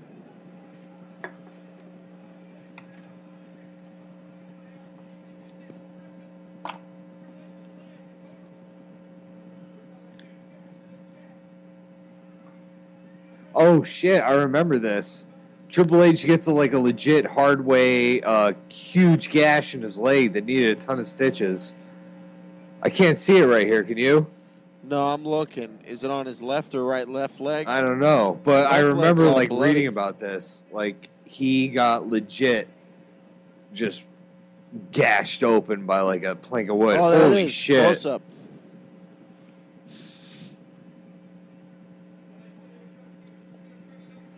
Did you see it? Yeah, they closed up on it.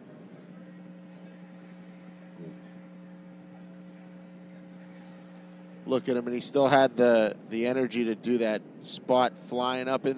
Face first into the barbed wire. You could tell that's not the same barbed wire they used on the first one. That's. I hate you, shouldn't Earl even talk Hebner. about that. Why am I trying to break the magic of this fucking amazing match? This is such a fantastic match, dude. Oh, he's so bloody.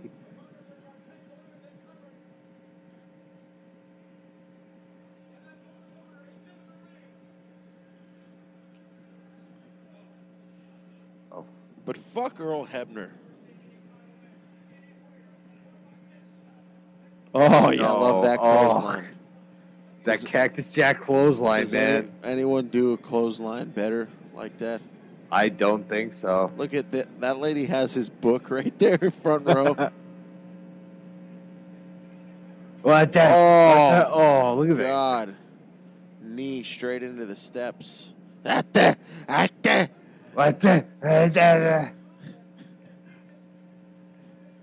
Would you ever squeal like Mankind?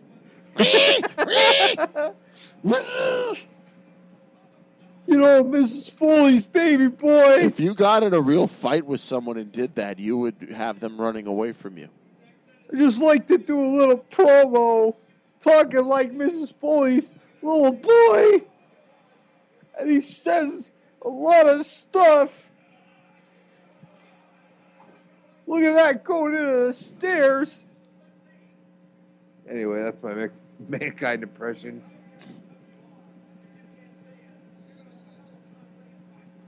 JR is, by the way, calling the hell out of this match. The challenger is putting his body on the line. Wow.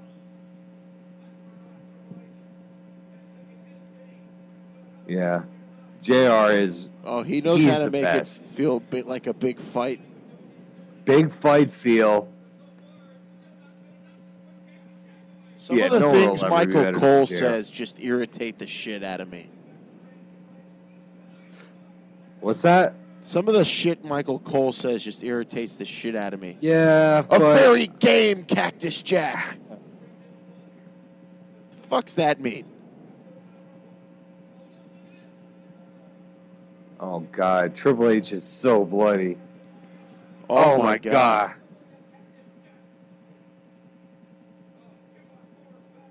These men are telling an amazing story right now. This is a fantastic match. This is 5 stars, easy.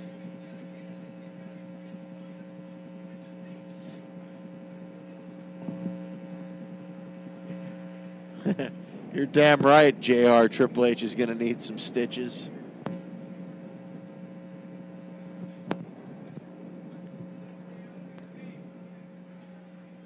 Triple H is accosting Howard Finkel. How hard is it for you to believe that Mick Foley went on to have a Hell in a Cell match after this? He main evented WrestleMania. That's right. Then he retired. Then he comes back. He has a hardcore match at WrestleMania with Edge. He had a handicap match against Randy Orton in Evolution. He had a hardcore match against Randy Orton. He was a champion in TNA. He had brutal hardcore matches with Ric Flair. All after this, when he shouldn't have been wrestling anymore after this. No, he should not. Honestly, he should not have been wrestling after.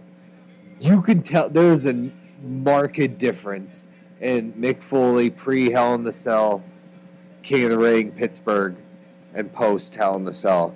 He is not the same performer. He's not the same athlete. I didn't see a lot of his run back with Edge, and I definitely didn't see anything in his TNA until recently. But man, like he talked in his book about how much he hated dropping the elbow on the concrete, and seeing him doing it in TNA, where he's probably making like $7,000 per show appearance, dropping elbows on the concrete.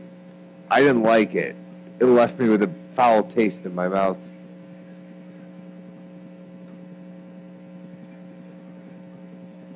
And I'm not trying to denigrate the man's work.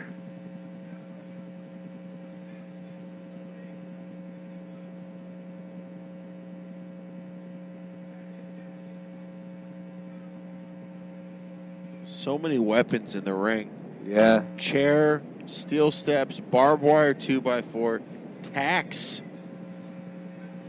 Oh no. Nice drop toe hold. Look at the athleticism of Mick Foley doing a drop toe hold with it handcuffed behind his back. With very long handcuffs that don't really inhibit him that much. He's like, Triple H used like dominatrix handcuffs. He used Spencer's Gifts handcuffs. Yeah. They're fuzzy around the wrist. Oh, he's biting him. No. Oh. I don't remember the last time I saw biting in a match. Look at how bloody Triple H is.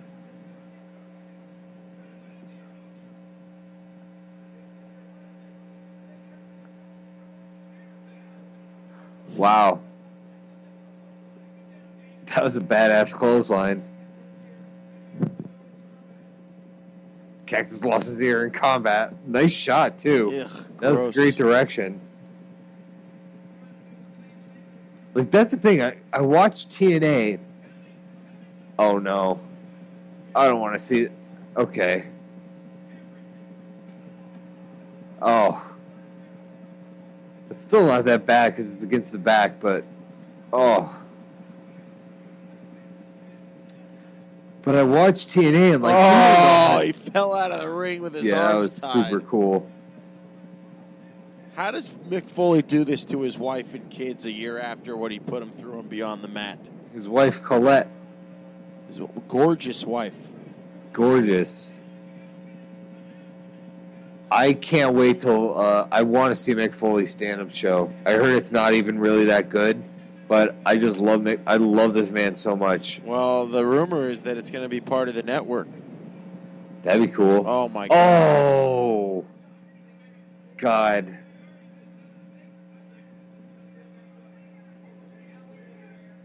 Look at this match. How long has this match been going? This is a lengthy street fight. This is a fantastic match. This should have gone on after the Rumble. Wow.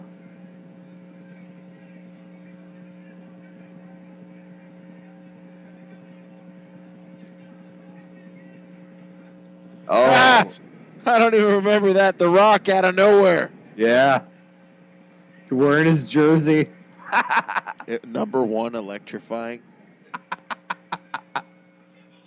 Available now on WWEShopZone.com. Some NYPD cop unchains Foley. From his dominatrix handcuffs.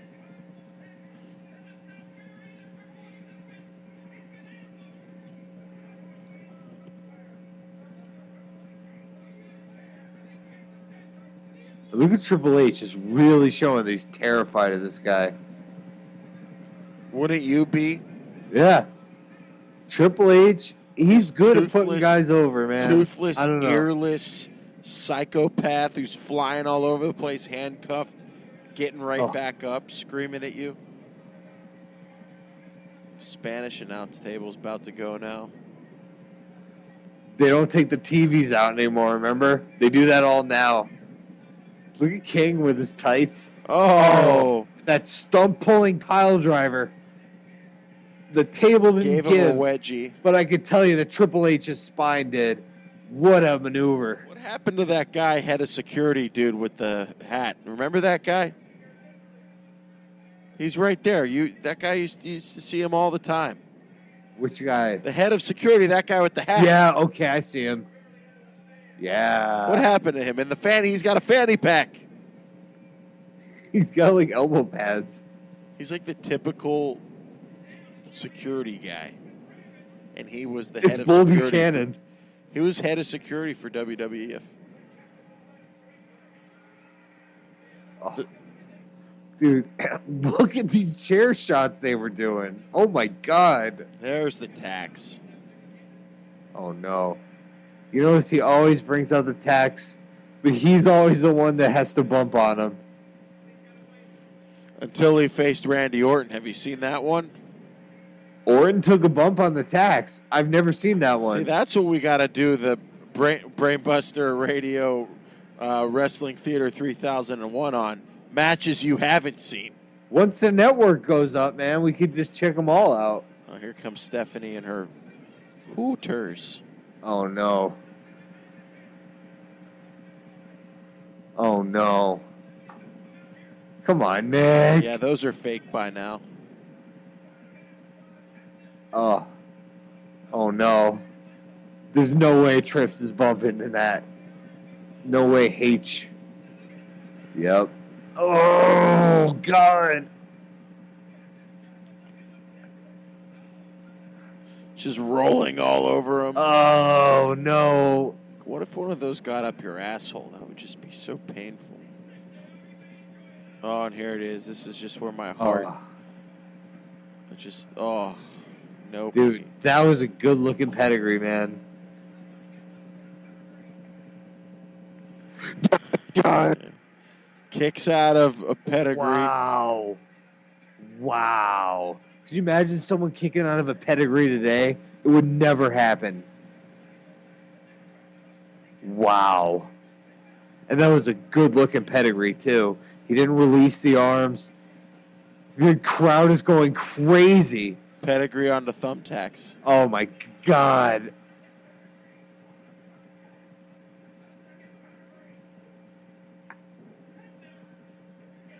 Hebner couldn't even start counting because he didn't want to get stabbed by thumbtacks. Wow. What a fantastic match. Look at the tacks in his head. In the forehead of Mick Foley. This made stars out of both of these men. This solidified Triple H as a force to be reckoned with. He can always call back to this match. When everyone questions his credibility, he says, I beat Mick Foley in a street fight match clean at Royal Rumble 2000. This was a fantastic match. What do you think, Long Island?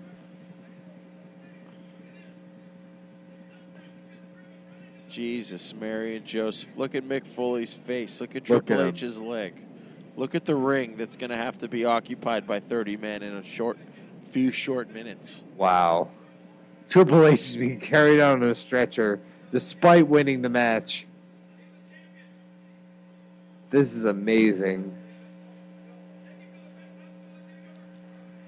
Boom.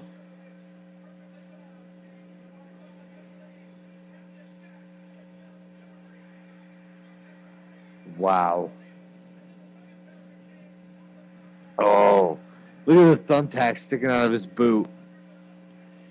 This is an iconic match. What? Oh, look at this thumbtack in his neck. Why couldn't Foley have won this match and just lost it at the next pay-per-view? It's not fair. That's a good question. That's a very good question. I don't know why. And he didn't win at WrestleMania 2000 either. Like, they didn't really fulfill on the promise. But you know what? Foley was on his way out. Triple H was on his way up. Like, this is what you do when you retire and you get old. You make an up-and-coming guy a star. And that's what he did with this program, I think. Look at Foley. It isn't even over. Mike Chioda trying to... Oh. Like, this match made a star out of Triple H. Totally unnecessary brawling after the street fight. That's the real barbed wire. Look at it. You can tell. It's the other one. He's got to throw Stephanie into those tacks. Look at the mustache on Slaughter. He's slim, man. What is this awful fake Cactus Jack music? It's good, like Cactus Jack, Cactus Jack, Cactus This must have been Jack. his WCW music. No. This is definitely not his music at the time.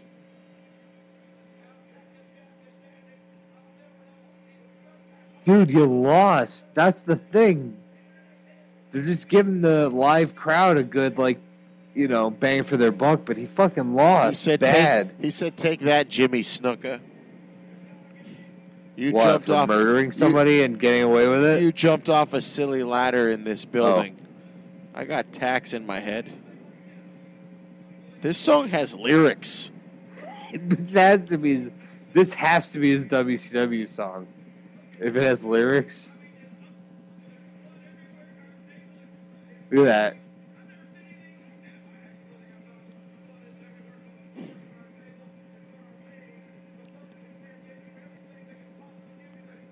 They really did.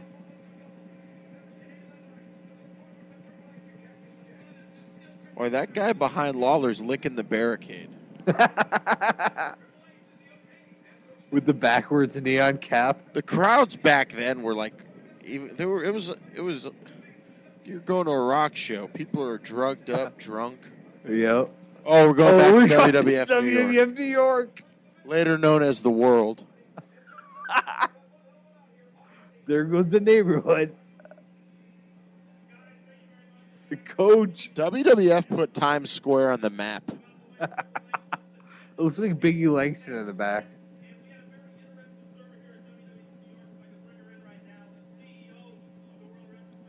Oh, no. Oh. Look at her leather jacket.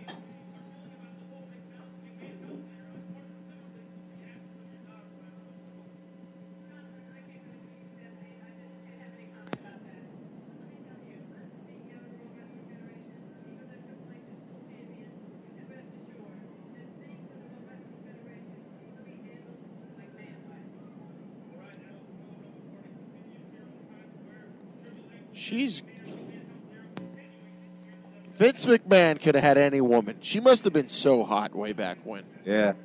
Can you imagine partying at the World during the heyday of WWF? I mean, I went to the World once. I did too.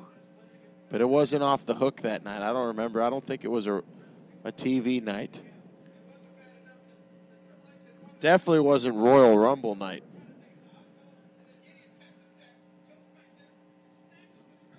This is cool. I like that they're showing them cleaning up the ring. What happened? Remember when the Fink joined the hair club for men? And then he just went fully bald.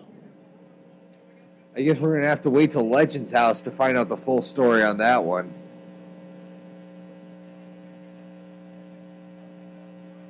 God, I hope the network stuff isn't censored like this. I just had deja vu. Get out of the road! Fag. Oh, wow. I hope they never...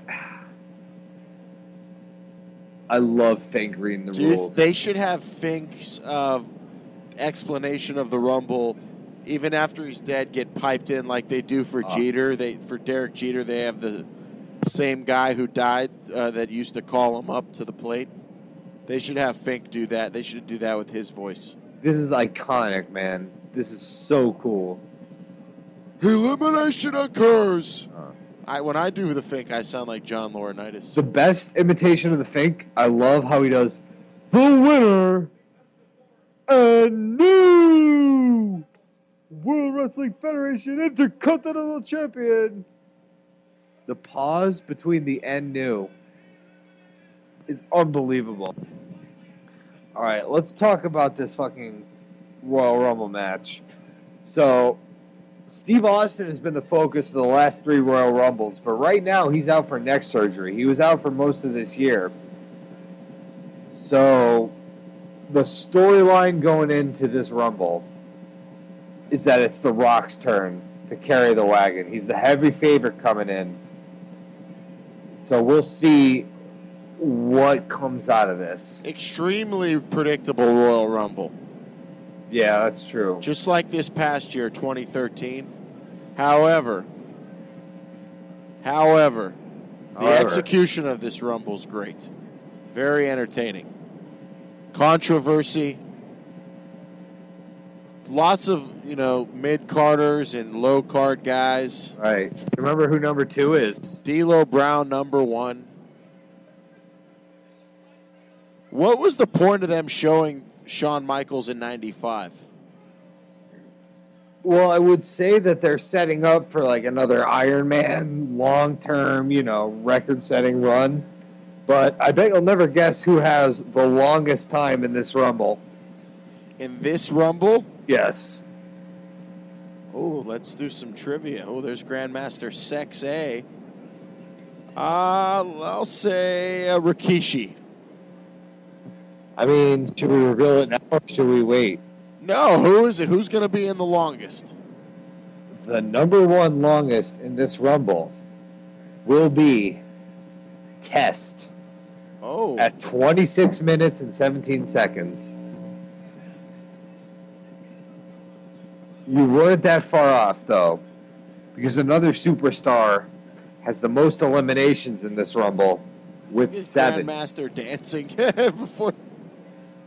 Oh, that was a bad punch. Why would they start it with D'Lo Brown and Grandmaster Sexay? Huh. And it's D'Lo without the chest protector. This isn't D'Lo with... Oh, Too Cool was very over at this time. Jerry Lawler must be so proud looking at his son. His son wearing a do-rag. And bright blue pants. Grandmaster Sexay. Aw. Oh, great. Yeah, running power bomb. Oh.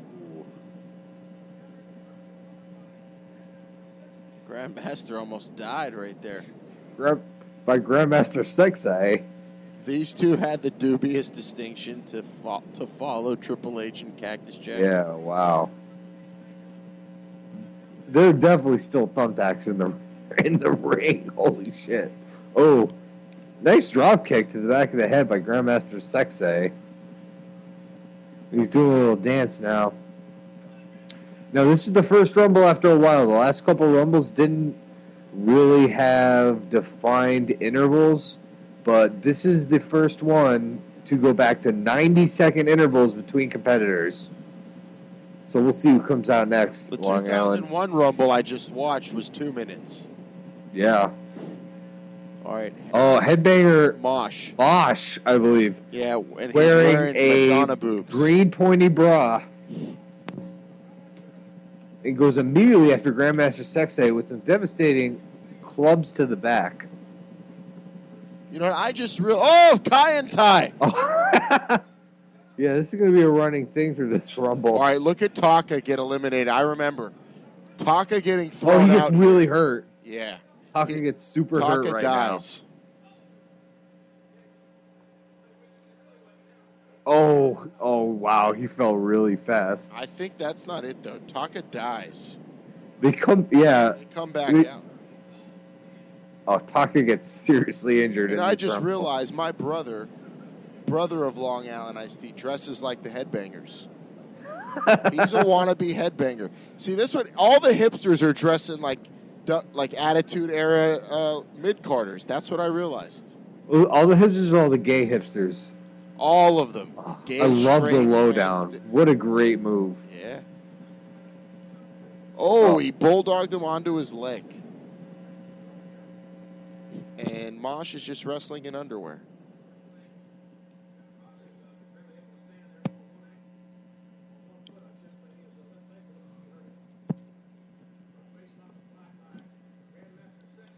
Oh, look at D'Lo showing off.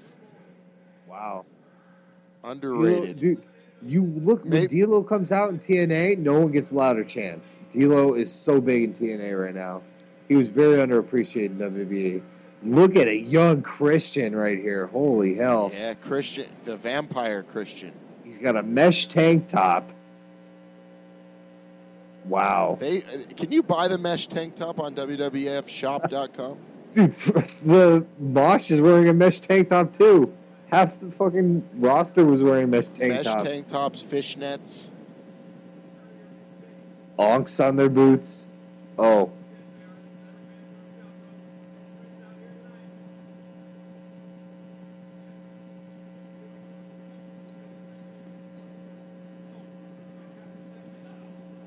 Ooh, we nice got kick. four men in the ring. No one eliminated yet. Lawler putting his son over. He's putting him over huge. You got to admit that Grandmaster's pretty cool.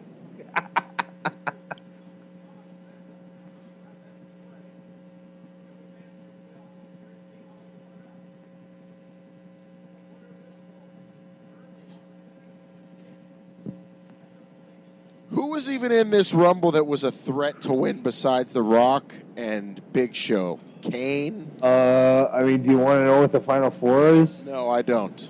Okay. I have an idea, I remember, but we'll see. I want to see Taka get killed, though. I'm looking forward to that. They have two different horns, too. Oh. That's good. Oh, there's Rikishi. Wow. He's in good shape. Look at that big ass.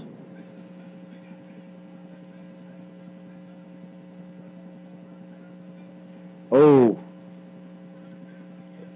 He had a very nice kick. And there's our first elimination. Mosh. Yes, Mosh. Mosh is out.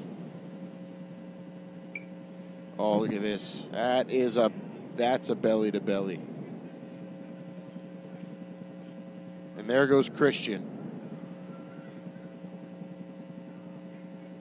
Mosh is eliminated at 3 minutes and 37 seconds. And oh yeah, D'Lo Brown.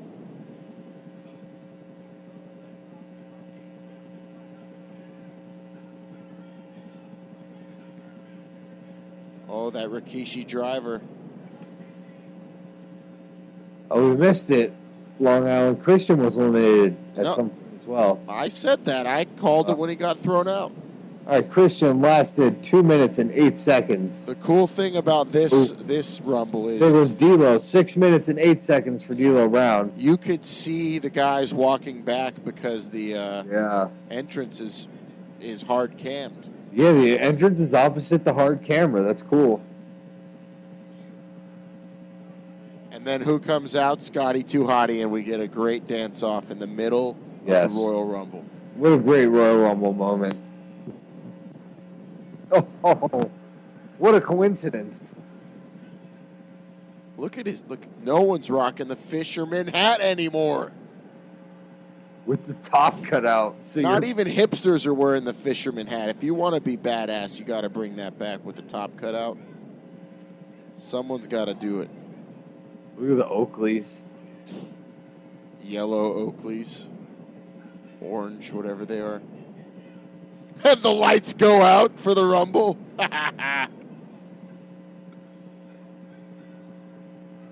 Yeah. Yeah.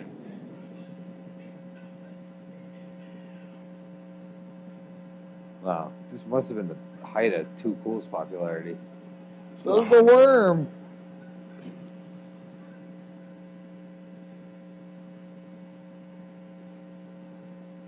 Rikishi. He eliminates his tag team partners. Wow. Oh, my goodness. And Rikishi eliminates both of them with ease. Grandmaster Sexay leaving at 7 minutes, 42 seconds. Scotty 2 Hotty lasting only 1 minute and 2 seconds. How does Scotty 2 Hotty get his hair like that? I still don't know.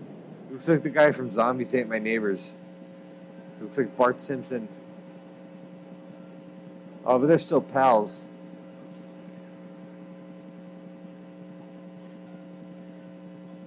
Sky 2 Hotty's hat is still in the ring.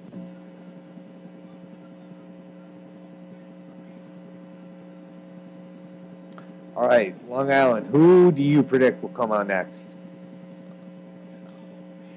Let's see. We're in the year 2000. I'm going to say Steve Blackman.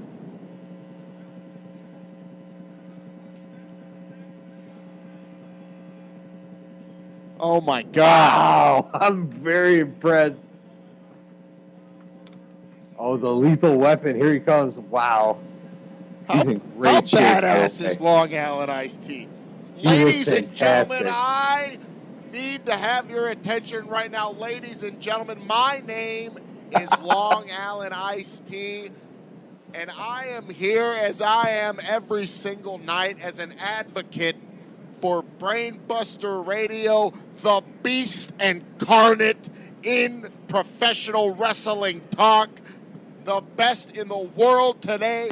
400 and some odd days, the reigning, defending champions of pro wrestling talk, and there goes Steve Blackman out of the ring, thrown out by Rikishi. I am joined on commentary on Brainbuster Radio, Wrestling Theater 3001, with my lawyer, Charles Moose Lopresto. Rikishi is waiting for someone to come out. What number are we in the Royal Rumble, Moose? We are at number 8, Long Island, and I don't know if you'll be able to predict this one. All right, number 8. It's going to be a big surprise. Let's see. I'll say Raven. Oh, Viscera. Big. Raven wasn't even in WWF by then. Steve Blackman eliminated number 6 at a time of 44 seconds. How did this giant bastard wrestle in that huge leather jacket? He must have been sweating like a hog. You wind it up. This guy is... a clumsy looking belly-to-belly suplex. Not even taking his jacket off. Big Daddy V is...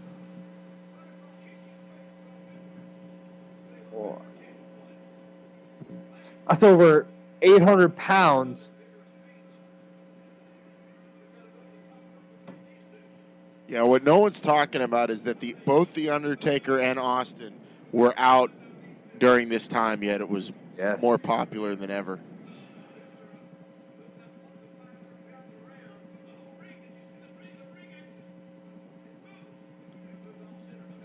Yeah, this is when The Rock really stepped up. And Mick Foley. But I feel like The Rock was sort of the Daniel Bryan of 2000. He was the man who carried the company. I don't know if Daniel Bryan's carrying the company just yet, buddy. All right. So the two big men exchanging blows in the middle of the ring, and Rikishi's looking to, and yes, he did. Rikishi eliminates Viscera, Big Daddy V, King Mabel, number 7th at 1 minute and 25 seconds. I'm going to have to say it's Val Venus. The Boss Man, all right. Coming in at number 9 is the Big Boss Man. He's going to stay in for a while, Long Island. Spoiler alert. So don't get used to the rapid exchange of eliminations we've seen just now, because these two competitors are in it for the long haul. And by the way, Big Boss Man, I was watching some of the matches from when he first started.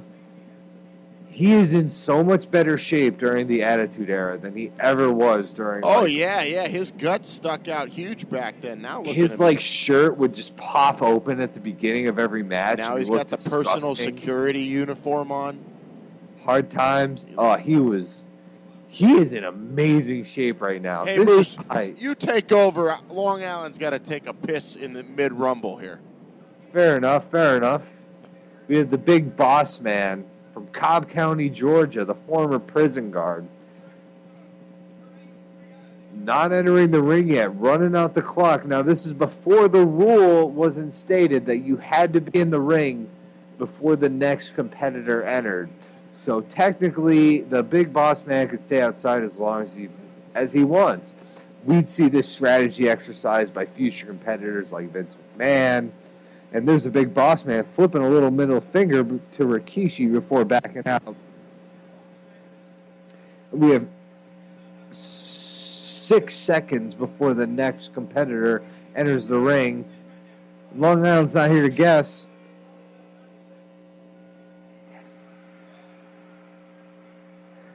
And that's right, Test.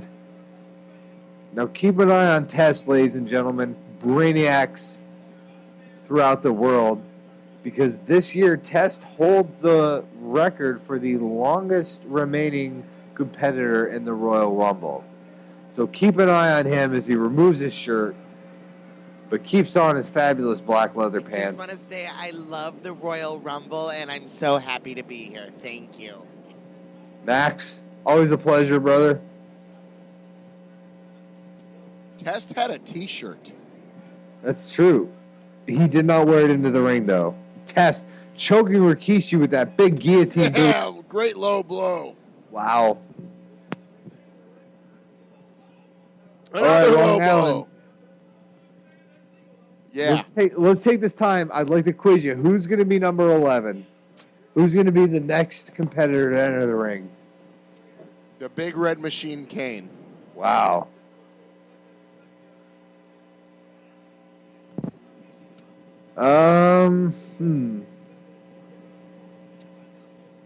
Well, you're wrong. I want to give you some clues. This man has main evented a pay-per-view in his time. Coco Beware. He's not alive anymore. Vader. Oh, no, he's alive. Oh, the Bulldog. Wow, he looks tiny. Holy shit. I forgot Attitude Era Gene's Bulldog. He is so tiny. Do you remember how huge he used to be?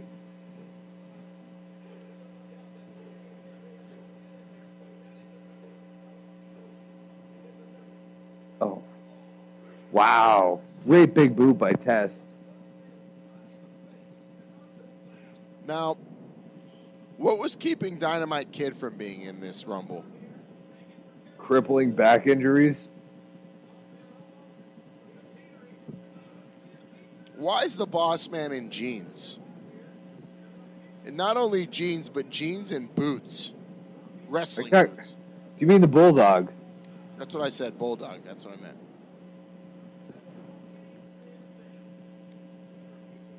It is the Attitude Era. Jeans, cut-off shirts. Bulldog's dressed like he should be in WCW. WCW, everyone wore jeans. I don't think I saw 1 inch of spandex in 10 years in WCW. Why would you want to wrestle in jeans? I know. You want to be free to like maneuver. I'd be wearing what Rikishi's wearing. You got the support when you're lifting heavy shit. You got the protection for your shins. All right, Long Island. Quick guess. Who's coming next? Kane. Sort of. He's supernatural. Oh. He doesn't even He's have got that red liquid. He doesn't even have a chalice there. It's just a wine glass. Full of that red liquid, that mysterious alternative lifestyle that Gangrel and the Brood live. They listen to a lot of Prodigy.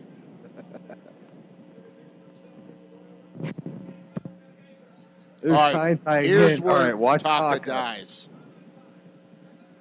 All right, this is where Taka dies. Oh, wow. Yeah, here it is. Look at it. Oh. That might not be it. He died right there. Did you see him? He did a full flip. Oh, my God.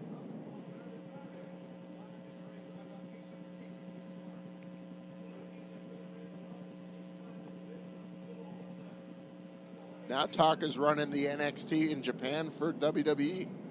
Oh, that's awesome. I heard New Japan is doing some really cool stuff.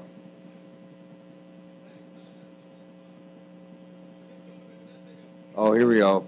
Watch Taka. Yeah. Oh, that's a concussion. Yeah, he's dead. If you love 2005 to 2008 WWE, you'll love New Japan Pro Wrestling. Interesting. All right, wait. Oh, shit. I didn't get to test you on this one. Kane. Edge. This is good guy Edge. Kane's not coming in for a while. Man, a lot of guys like to have chokers back in the day. Yeah, what's with the chokers? There's Edge going immediately after the big boss. Why are all these guys dressing like Tiffany Amber Thiessen? Why are they doing the Kelly Kapowski?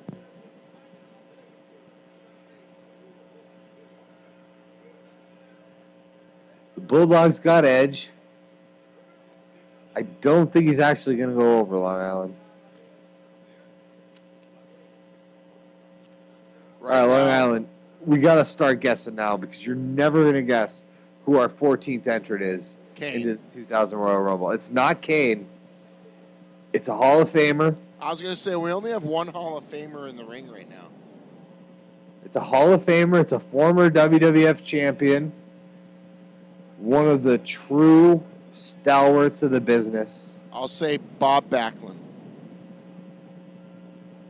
And I'll say, you'll see very soon.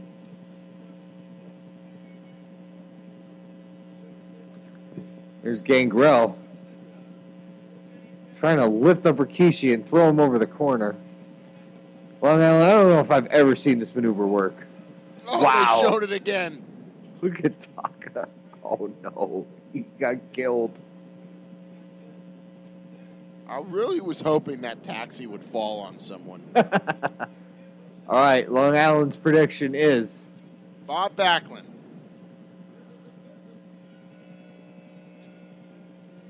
Yes. Oh, my God. Wow. Great shape wearing a bathing suit. Yeah, why can't old guys wear trunks? Like Duggan always wears those bathing suits. Even when he was on Team Canada in WCW. Wow, surprise entrant Bob Backlund in fantastic shape. Immediately getting in the thick of things. This veteran of the ring is not afraid to get. Rikishi's out. Wow, there he goes. That's Rikishi Fatu out after 16 minutes and 23 seconds. An impressive run, Long Island. He managed to eliminate Big Boss Man Test, British Bulldog, Gangrel, Edge.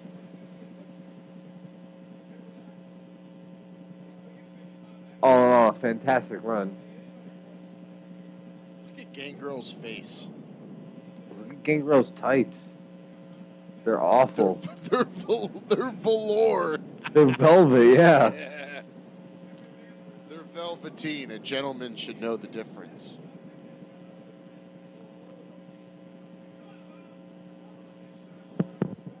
Well, I wouldn't say you got a couple blue chippers in there, and then you got a freak Gangrel, you got an all-timer Bob Backlund, you got a wily vet in the Boss Man, and then you got a worn-down you have Bulldog. the future. You have the new millennium. It's the year 2000, Long Island. The Rock. Oh, Jericho. I didn't even realize that Jericho was in this Rumble. This is the one China enters too. Wow. Test tried getting a kick there and completely unsold. Long Island with a nice atomic drop on Gangrel or Backlund. Bob Backlund. Bob Backlund is eliminated by Edge. It's the President of the United States, 2016. Or Bob Backlund is eliminated by Chris Jericho after only 2 minutes in the ring. Bob Backlund was in the ring for like an hour in '93. So right now all the competitors are 93, 92. They're pretty much taken to the corners. We have Gangrel working over Bulldog. Boss Man, Edge and Christian. We haven't seen anyone skin the cat yet. Yes. Where is Backlund going? Backlund is exiting through the crowd. Shades of the Shield. Oh, the Shield just ripped off Backlund. And Gangrel with some devastating headbutts to the Bulldog in the corner.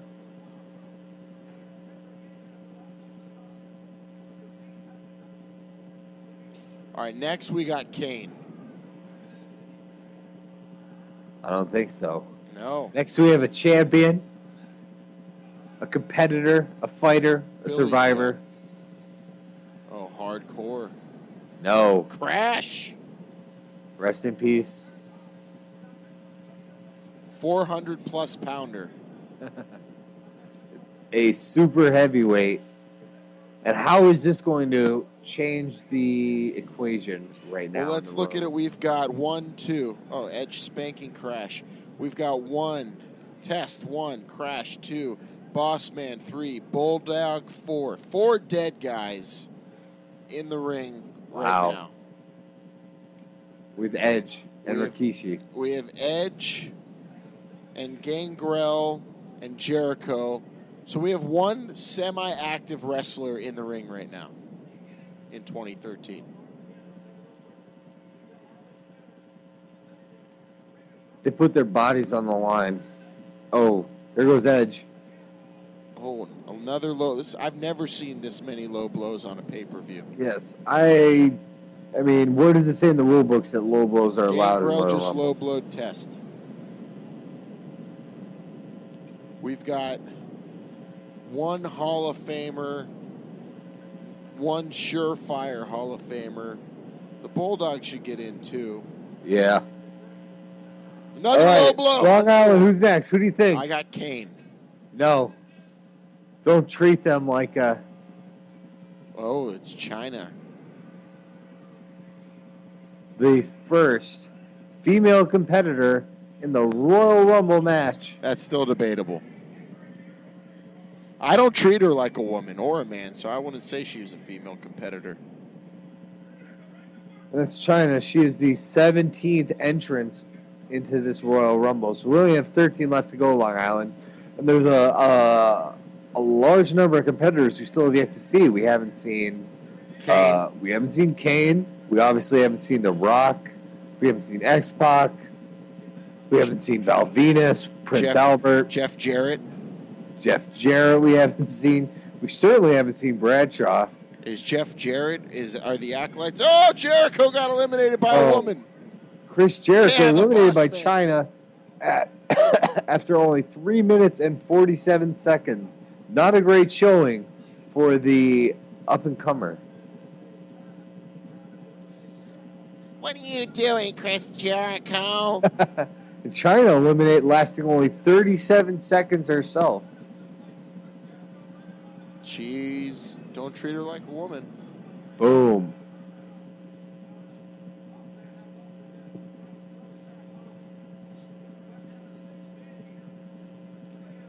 All right, Long Island. Who's next? Former world champion. Kane. An athlete of color. Ron Simmons. There he is, Farouk. I really hope there was a Dominator in this match. I don't recall one. I hope there is. I hope it's the Mean Street Posse. The Mean Street Posse. They're not in this Rumble. What are they doing here? Those racist bastards. Somebody stop the damn match. All right. There goes Farouk. I think you need to look up the stats on this right now, dude. Farouk's total. You need to total his times in the Rumble because I'm doing this Rumble countdown. I'm watching him in reverse order, and so far I'm on 2000. I started in 2013. Farouk is out in less than a minute every year. He has to have the shortest total amount of time over the years. Well, Farouk just eliminated after 18 seconds in the 2000 Royal Rumble. So not a great showing for the more prestigious half of the Acolytes. Oh, and we have Gangrel and British Bulldog double teaming on poor Crash Holly. I don't know why you're saying he's more prestigious than JBL, longest reigning WWF champ in SmackDown history. Here comes Kane. At this point in time, in the year 2000, Kane. Ron Simmons had already been in. Kane or the Road Dogg? I got the Road Dogg. Yeah. Man, I'm so good at this. I am good. Oof, Road Dogg, fresh off of his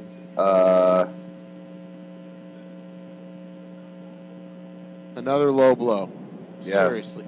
Fresh off of their title defense tonight against Ron Simmons, Farouk, a member of the Acolytes. So it's fortuitous timing for Road Dogg that he missed meeting Farouk in the middle of the ring tonight. Instead, he seems to be focusing his attention on Test. I remember I was convinced Austin was going to return in this Rumble. Yes. Imagine that pop. Wow. What are the crowd chanting right now? I can't hear it. I couldn't hear it. We want something. We've only got one active wrestler in the ring right now. All right, who do you think is going to be next? Road Dogg. I'm going to go. It's either Bradshaw or Kane. I'm going to go Kane. Oh, you got to think a little. Use your head. Well, then I'm going to go Al Snow.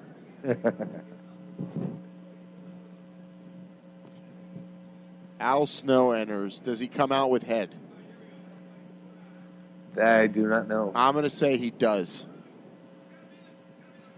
And he's going to introduce weapons into this match. No head. He doesn't. Singlet. And he comes out to generic music that's piped into the DVD.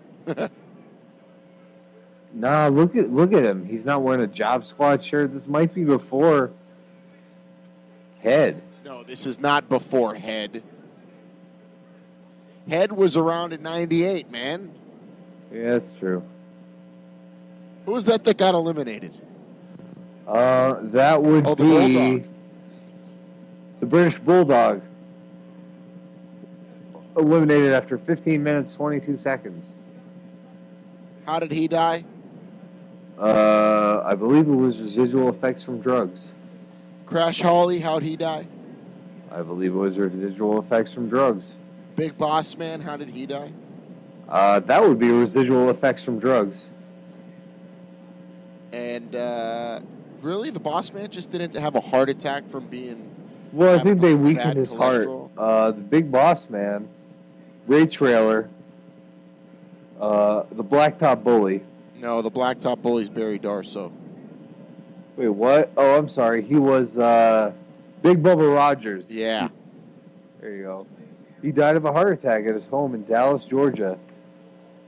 2004, 4 years after this match. He was 41 years old. Here comes Kane. I don't think you're correct. JBL. No. Oh, Val Venus. With long hair.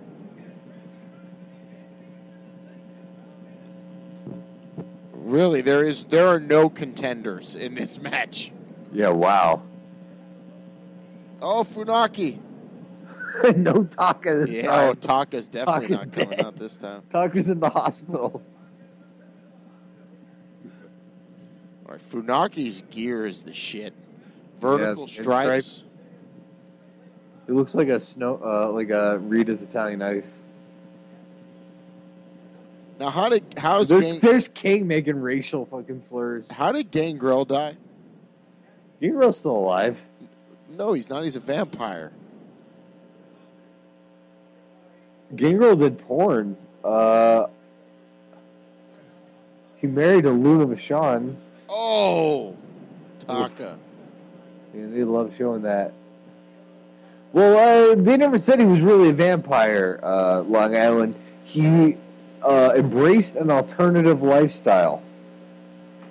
He was a vampire before it was cool to be a vampire. Once again, just another example of emo kids ripping off Attitude Era wrestlers. You mean like CM Punk? How many kids out there today are wearing singlets like Al Snow? The deep V's. Here comes Kane.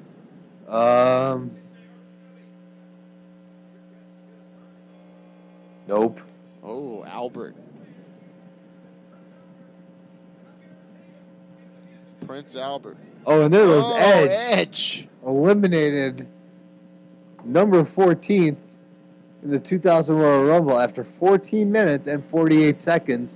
Not a bad show by the young Edge. We got an active wrestler in there, though. Tensai, Albert. Yes.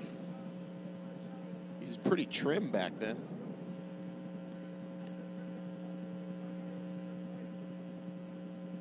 Oof. Look at those thrusts to the throat by Prince Albert.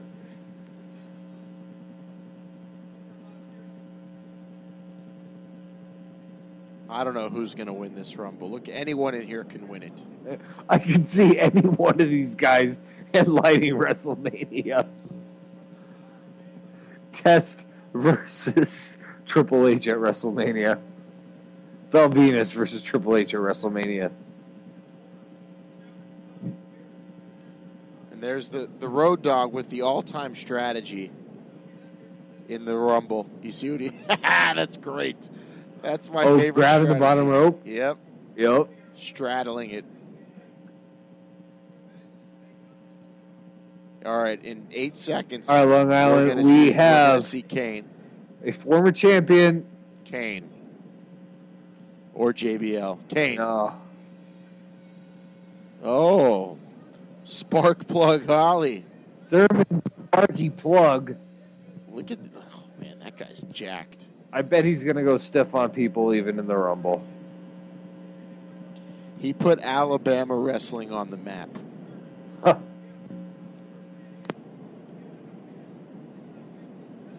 Test is a workhorse. A 60-minute man.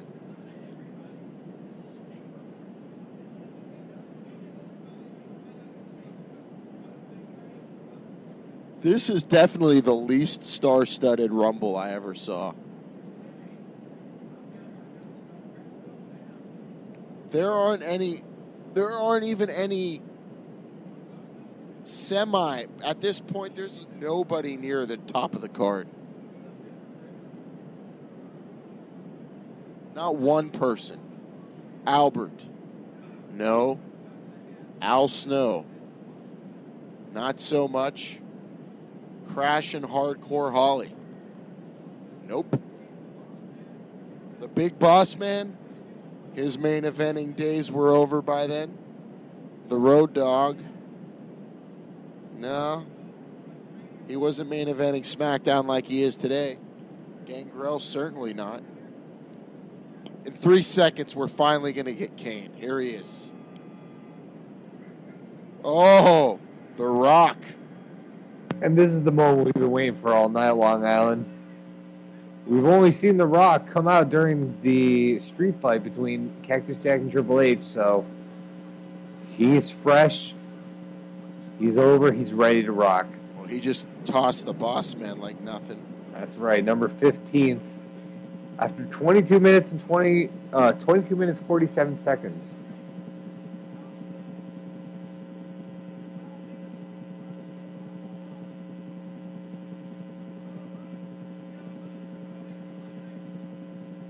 The Rock's getting his ass kicked by Val Venus right now. And Test.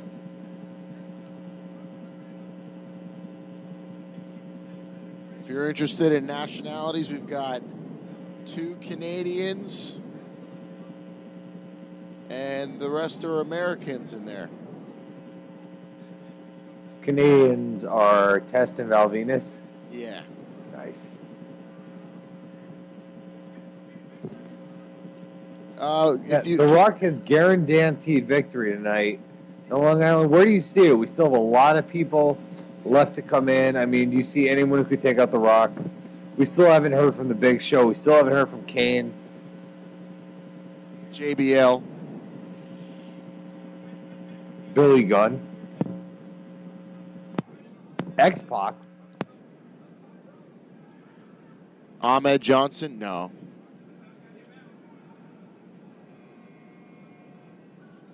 Here comes the one, Billy Gunn. Another choker. We got another choker in the ring.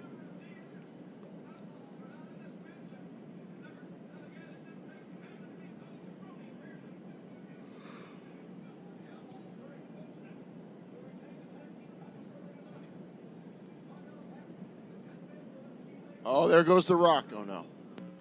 Nope.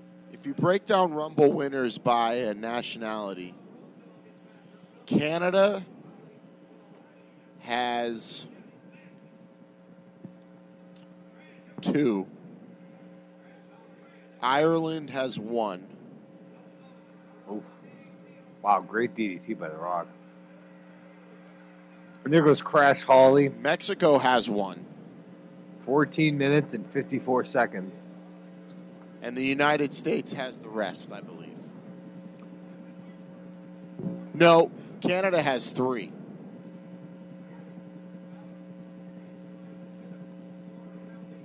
Well, who? Edge, Bret Hart, Chris Benoit. Mexico has Del Rio. Ireland has Sheamus. What year did Bret Hart win the Rumble? 1994. That was before WrestleMania 10? Yeah, co-winner with Lex Luger. Oh, I remember that. That was bullshit. Kane. Actually, oh no. They tried to do something similar tonight, if you watch. They kind of botched the finish of this Royal Rumble. Look at the Big Show's hair. He's in decent shape, though, although he's wearing a T-shirt. You got to sell him somehow. Yeah. Look how athletic the Big Show is. Look how high that leg can go.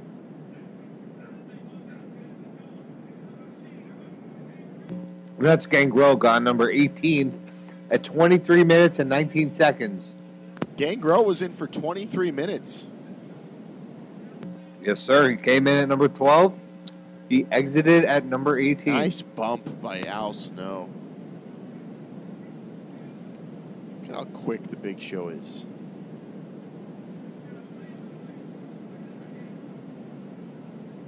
Oh, there went Test. Test is gone.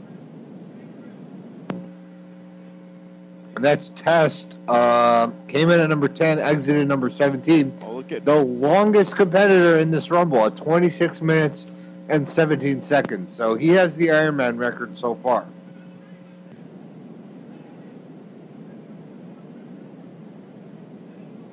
Kane. Oh, JBL.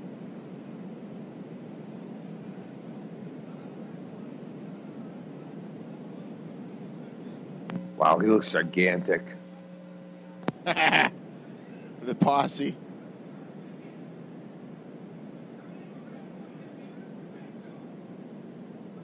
Joey Abs. Oh, there goes Rodney. Joey Abs.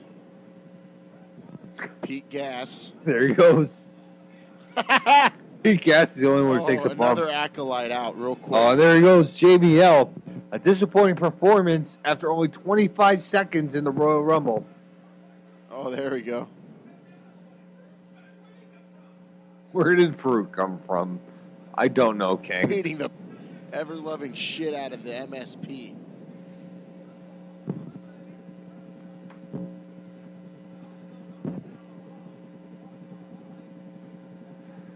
All right, Long Island. We're at the 28th entrant in this Royal Rumble match. Al Snow's singlet looks like it should be on a woman. It looks terrible. Why is he not wearing the Job Squad t-shirt? All right, Long Island, you got to guess.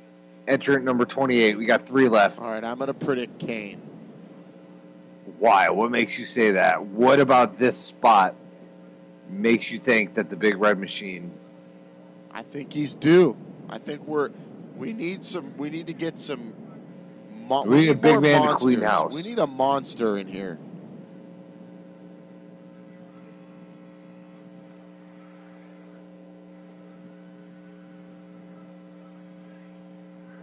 For the love of God. Kane with Tori. Oh, wow. Why wasn't she in the bikini contest? Yeah, seriously. Oh, the Big Red I remember Machine. Tori was really into body painting. Is this his first Rumble? No. No. There's Kane. Oh, wow. The Death Grip eliminating Val Venus after 11 minutes and 47 seconds. Rumble stats. I love Rumble stats. I hate statistics, but Rumble stats rule. Much like Ryback.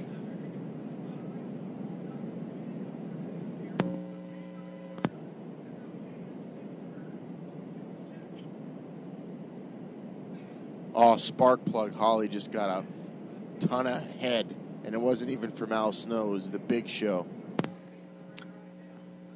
I believe... Geez, who's the longest person in right now? It's either Al or Harker Holly. It's the Road Dogg who's in the corner. What about Mr. Ass? No, the Road Dogg was in before Mr. Ass. Here comes X-Pac at number 30. Or this No, is we're still at number 29. Oh, who could it be? The Godfather. Charles Wright. Yeah. Papa Shango. Roll a fatty for this pimp daddy. Hama Mustafa. There goes Albert. There goes Albert. Albert eliminated number 21 by Kane at 11 minutes and 23 seconds. It's the good father. Look at those hoes. Oh, one of the hoes almost tripped. They are some hoes.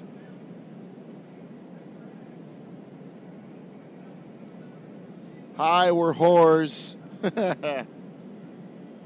How would you rate those whores? At blue chippers?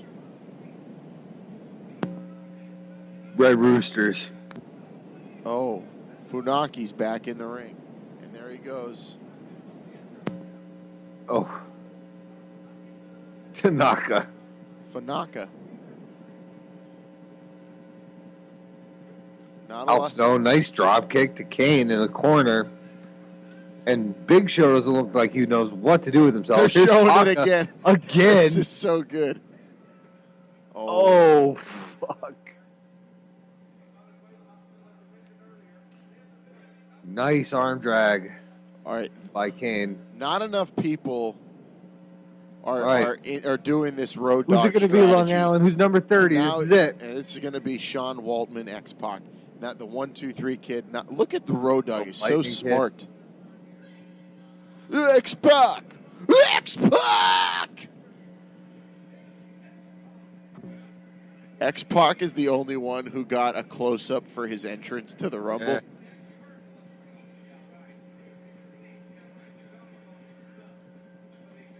All right, ladies and gentlemen, Brainiacs across the world. All 30 men have entered the 2000 Royal Rumble. So now we have X-Pac, we have Kane, we have Al Snow, The Big Show, The Godfather, Hardcore Holly, and Mr. Ass, Billy Gunn. Mr. Ass. Oh, Long Island, I think it's anyone's game right now. There goes Hardcore Holly. Eliminated 22nd by Al Snow after 11 minutes and 48 seconds. Not a great showing by Hardcore Holly. All right, when you watch the Rumble this year, and there are, how many guys are left? 6, 7? Yeah. When there's 7 guys left in that Rumble this year, any one of those 7 can win. Well, not Charles Wright, not Kama Mustafa, the Godfather. Well, not this year. In this 2000 year, only two or 3 of these guys were going to win. Ooh, there this goes year, Al Snow. 2014, anyone can win. Al Snow eliminated after 20 minutes. Oh, there goes the Road 17 Dog. minutes, excuse the me. Road Dog just got eliminated by his own partner. Road Dogg. Oh, shades of dissension within the New Age Outlaws. Road Dogg lasted 19 minutes and 2 seconds. And oh, those uppercuts just clocks Billy Gunn out of the ring. X-Pac in the Final 4. This is it. We have the Final 4. It is X-Pac, The Rock, Kane, and The Big Show. Maybe X-Pac's going to win. It's going to be all DX at WrestleMania. Ooh. Wow. Jesus Christ, wow. X-Pac. X-Pac took a crazy bump over the top rope. He just let Rock fling him over there. Kane didn't get eliminated. Why is X-Pac not gone? That was very much over the top rope. The referees didn't see X-Pac get eliminated. Ah. Oh, but they saw this. Oh, no.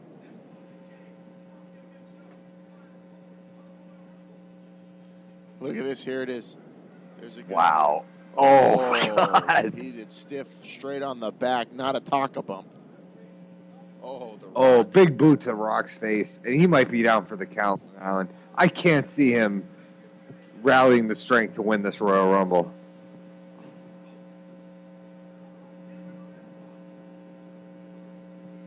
Oh.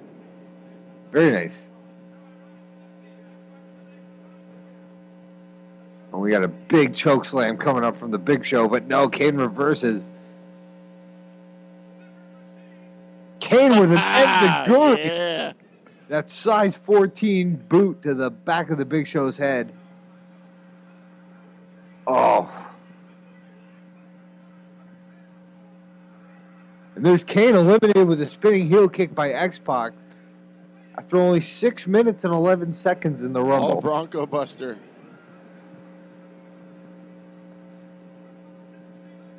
We're down to the final 3. Big Show, The Rock, X-Pac. Show completely no-sells the Bronco Buster. Rightfully so. Oh, wow. Oh, and who would have thought the Big Show and The Rock are the last 2? Oh. It's a terrible-looking spine buster to the Big Show. We have the People's Elbow coming up. Oh, man. Wow. Most electrifying move. Everyone is on their feet. This crowd loves this move. This is so over. This might be the ultimate expression of the people's elbow. And there he goes. Oh, no. Yeah, wow. Choke slam That was straight to great. hell. He's got a fall with the choke slam. That's why it's awesome. He goes down to his knees. Yeah. And Rock sold it great. Rock sells like death. He's a great seller. I love watching The Rock sell, especially the way he sold some stunners back in the day. Oh, my God, yeah. Rock's an amazing seller. So there's three people left in the ring. The Rock, the Big Show, and whatever's in the Big Show's tights. They definitely told Big Show to wear... Oh, there's the finish! Oh, no. The Rock Big Show's skins the out. cat. We finally saw someone skin the cat. Wow. What a finish. They told the Big Show, all right, first of all, you can't wear such tight tights and shave your head. The Big Show just leaves. He just walks out this shitty door opposite the hard camera. No Titantron or anything. But later on, they would, hopefully in the exclusive, they reveal that the Rock's feet actually hit. The Big Show is the rightful winner. The most controversial Rumble ever, resulting in the only WrestleMania match or main event to have a fatal four-way for the title. So according to the Wrestling Observer and Dave Meltzer, The Rock was supposed to dangle with one foot on the ground a la Shawn Michaels in 1995 to win the match. Both his feet hit, so they changed the WrestleMania 16/2000 main event to a fatal four-way with Triple H, The Big Show, Foley, and The Rock.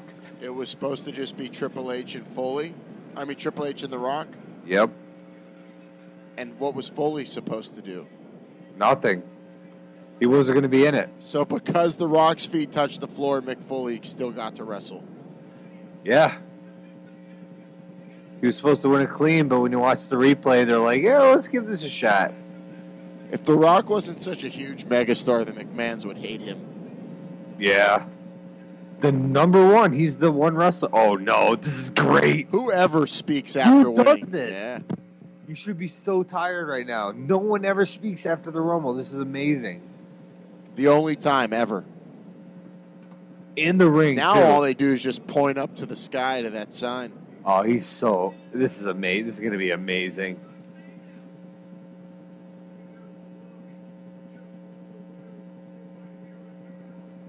He's not even blown up. He was only like number 24.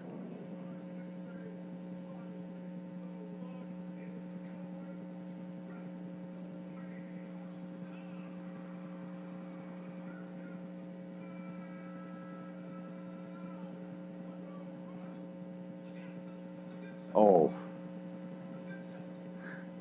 Big Show's still wearing a t-shirt.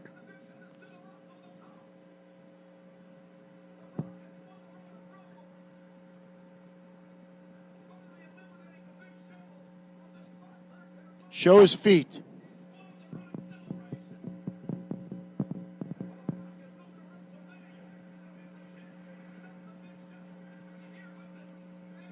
The people's eyebrow on the ramp.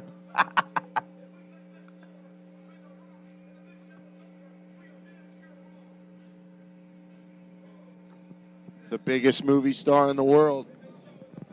The most financially successful wrestler of all time.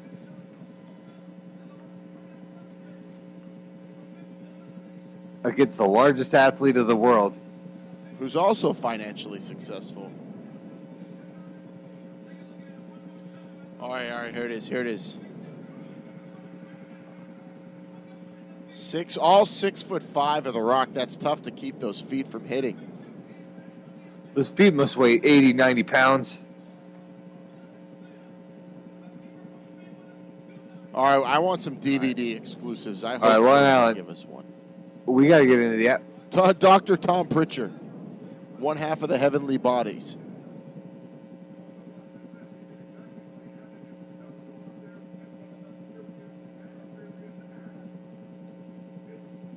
Wow.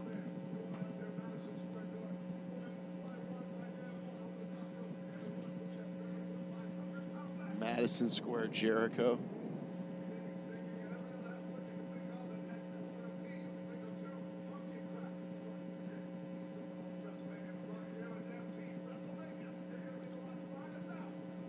It wasn't Rock.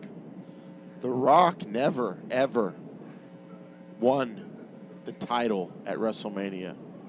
Never. A very interesting fact. Oh, take that, Dr. Tom. Wow, what a great promo. Warning, the following footage contains of the graphic nature. Are you getting this? Yeah, what the hell is this? This is exclusive wow. footage. Triple H backstage getting stitched up. Yeah, he looks in rough shape. Oh, here's the leg. Oh. That's brutal. Water. Sugar and water. You know, I need some water. Can you spin my it? leg. You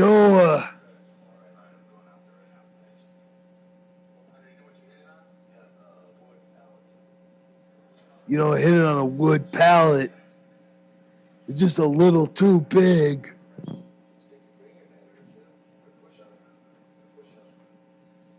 Yeah, he looks like he's not in great shape. You know how no one cares about the blade job on his forehead? They're just going for the thing on the leg. Yeah, because no one expected that to happen.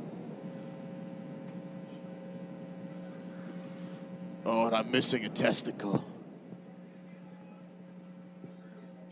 Oh, they're getting the wood. I hope they show it and pull it out. I want to see that. Oh, they didn't show it. And you'll never see this stuff in the PG era. They make it look black and white. Oh, they're stitching it up.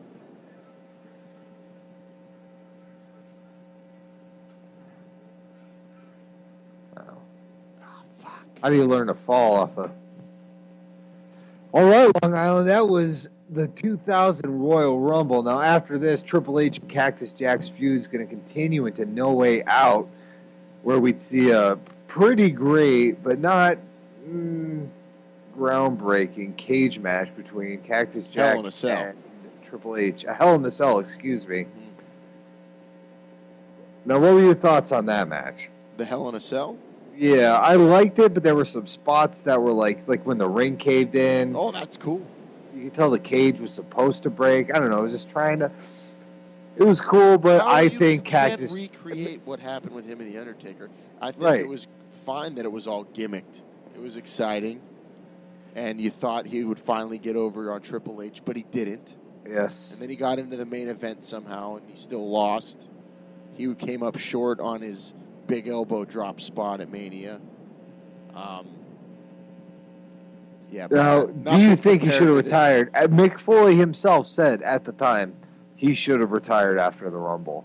I think this match would have been a stellar way to go out if he never wrestled another match after this one. Oh, probably.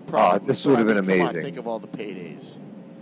The WrestleMania payday. The fact that The Rock's foot touched. He got to wrestle in the main event at WrestleMania. I don't think Foley regrets that payday. He's still doing fine. He's doing stand-up. He has all of his brain cells, or enough of them. He's fine. After this pay-per-view that year, though, I don't think anything came close until 2001, which was a hell of a year for match quality and exciting pay-per-views. There's going to be plenty more to come that we'll review, I'm sure. But this Rumble, overall best moment of this Rumble, what do you take from it? I thought the tag tables match was incredible. I thought both guys looked like superstars, but I think the street fight between Triple H and Cactus Jack, I think Rock coming out, bashing Triple H with the chair while Cactus Jack is handcuffed, I think that's going to be an iconic image from this Rumble. I got to go with the street fight. Yeah, the street fight by far the highlight of the night. And Foley, I just remember Foley pulling out that barbed wire. And I'm thinking, finally, I'm seeing all these tapes that I've gone all over the place looking, and I've found my Japanese tapes, but now I'm finally seeing them in the WWF. I said, oh my God, it's all right. Foley's finally coming full circle. He's gonna you get it now. I'm getting this in the WWF. that was the moment, and once again seeing that, and then I also realized that triple threat match was a lot shittier than I remember it being, and how goddamn short was that. They were playing that up as a big rivalry tag match. It was less than 5 minutes long. Are you talking about the Jericho, China, and Hardcore Holly triple threat? Yeah, that was shitty. And then I'm talking about the. Oh, I mean, it was for I guess China was just overrated. I remember it being a much better wrestling match, but Jericho was fantastic. Hardcore she was Holly more of a novelty. She had the look. She's like, Vince loves big, large people regardless of talent. So we already talked about this. Jericho would eventually move a feud with Kurt Angle, and they'd battle over the European Championship. Angle would challenge Jericho to an Intercontinental Championship match at No Way Out. What else happened? The Hardy Boys and Dudley Boys continued. Edge and Christian eventually joined the feud. And there would be, various confrontations on Raw's War. Mostly, though, what we take from it is that our mesh tank tops, better than camouflage tank tops, kilts, fisher, and most importantly, fisherman hats. Yes, with or without the top cut off, so your frosted tips can come through. Preferably with the top cut out. Preferably. All right, Brainiacs, that does it for our first, our inaugural episode of Brainbuster Radio Wrestling Theater 3001. Ladies and gentlemen, my name is Long Island Ice-T, and I have been an advocate for professional wrestling for you tonight, along with my lawyer, the trusted Charles Moose Lopresto. Moose, thank you so much for joining me. Always at your service, Long Island. Ladies and gentlemen, I implore you to continue to listen to Brainbuster Radio every single week at the Brainbusters on the Twitter. Tweet it, read it, tout it, shout it, be all about it. Join in on the conversation and hashtag BBR as much as you can. Watch WWE programming, because for over 650 some odd days, Brainbuster Radio has been the best in the world in professional wrestling talk. And they will continue to be the best in the world. You can bet on that. And you can bet on more episodes of BBR Wrestling Theater 3001. With that said, until next time, for Charles Moose Lopresto and Long Island Ice-T, ladies and gentlemen, my name is Long Island Ice-T, and I am an advocate for professional wrestling.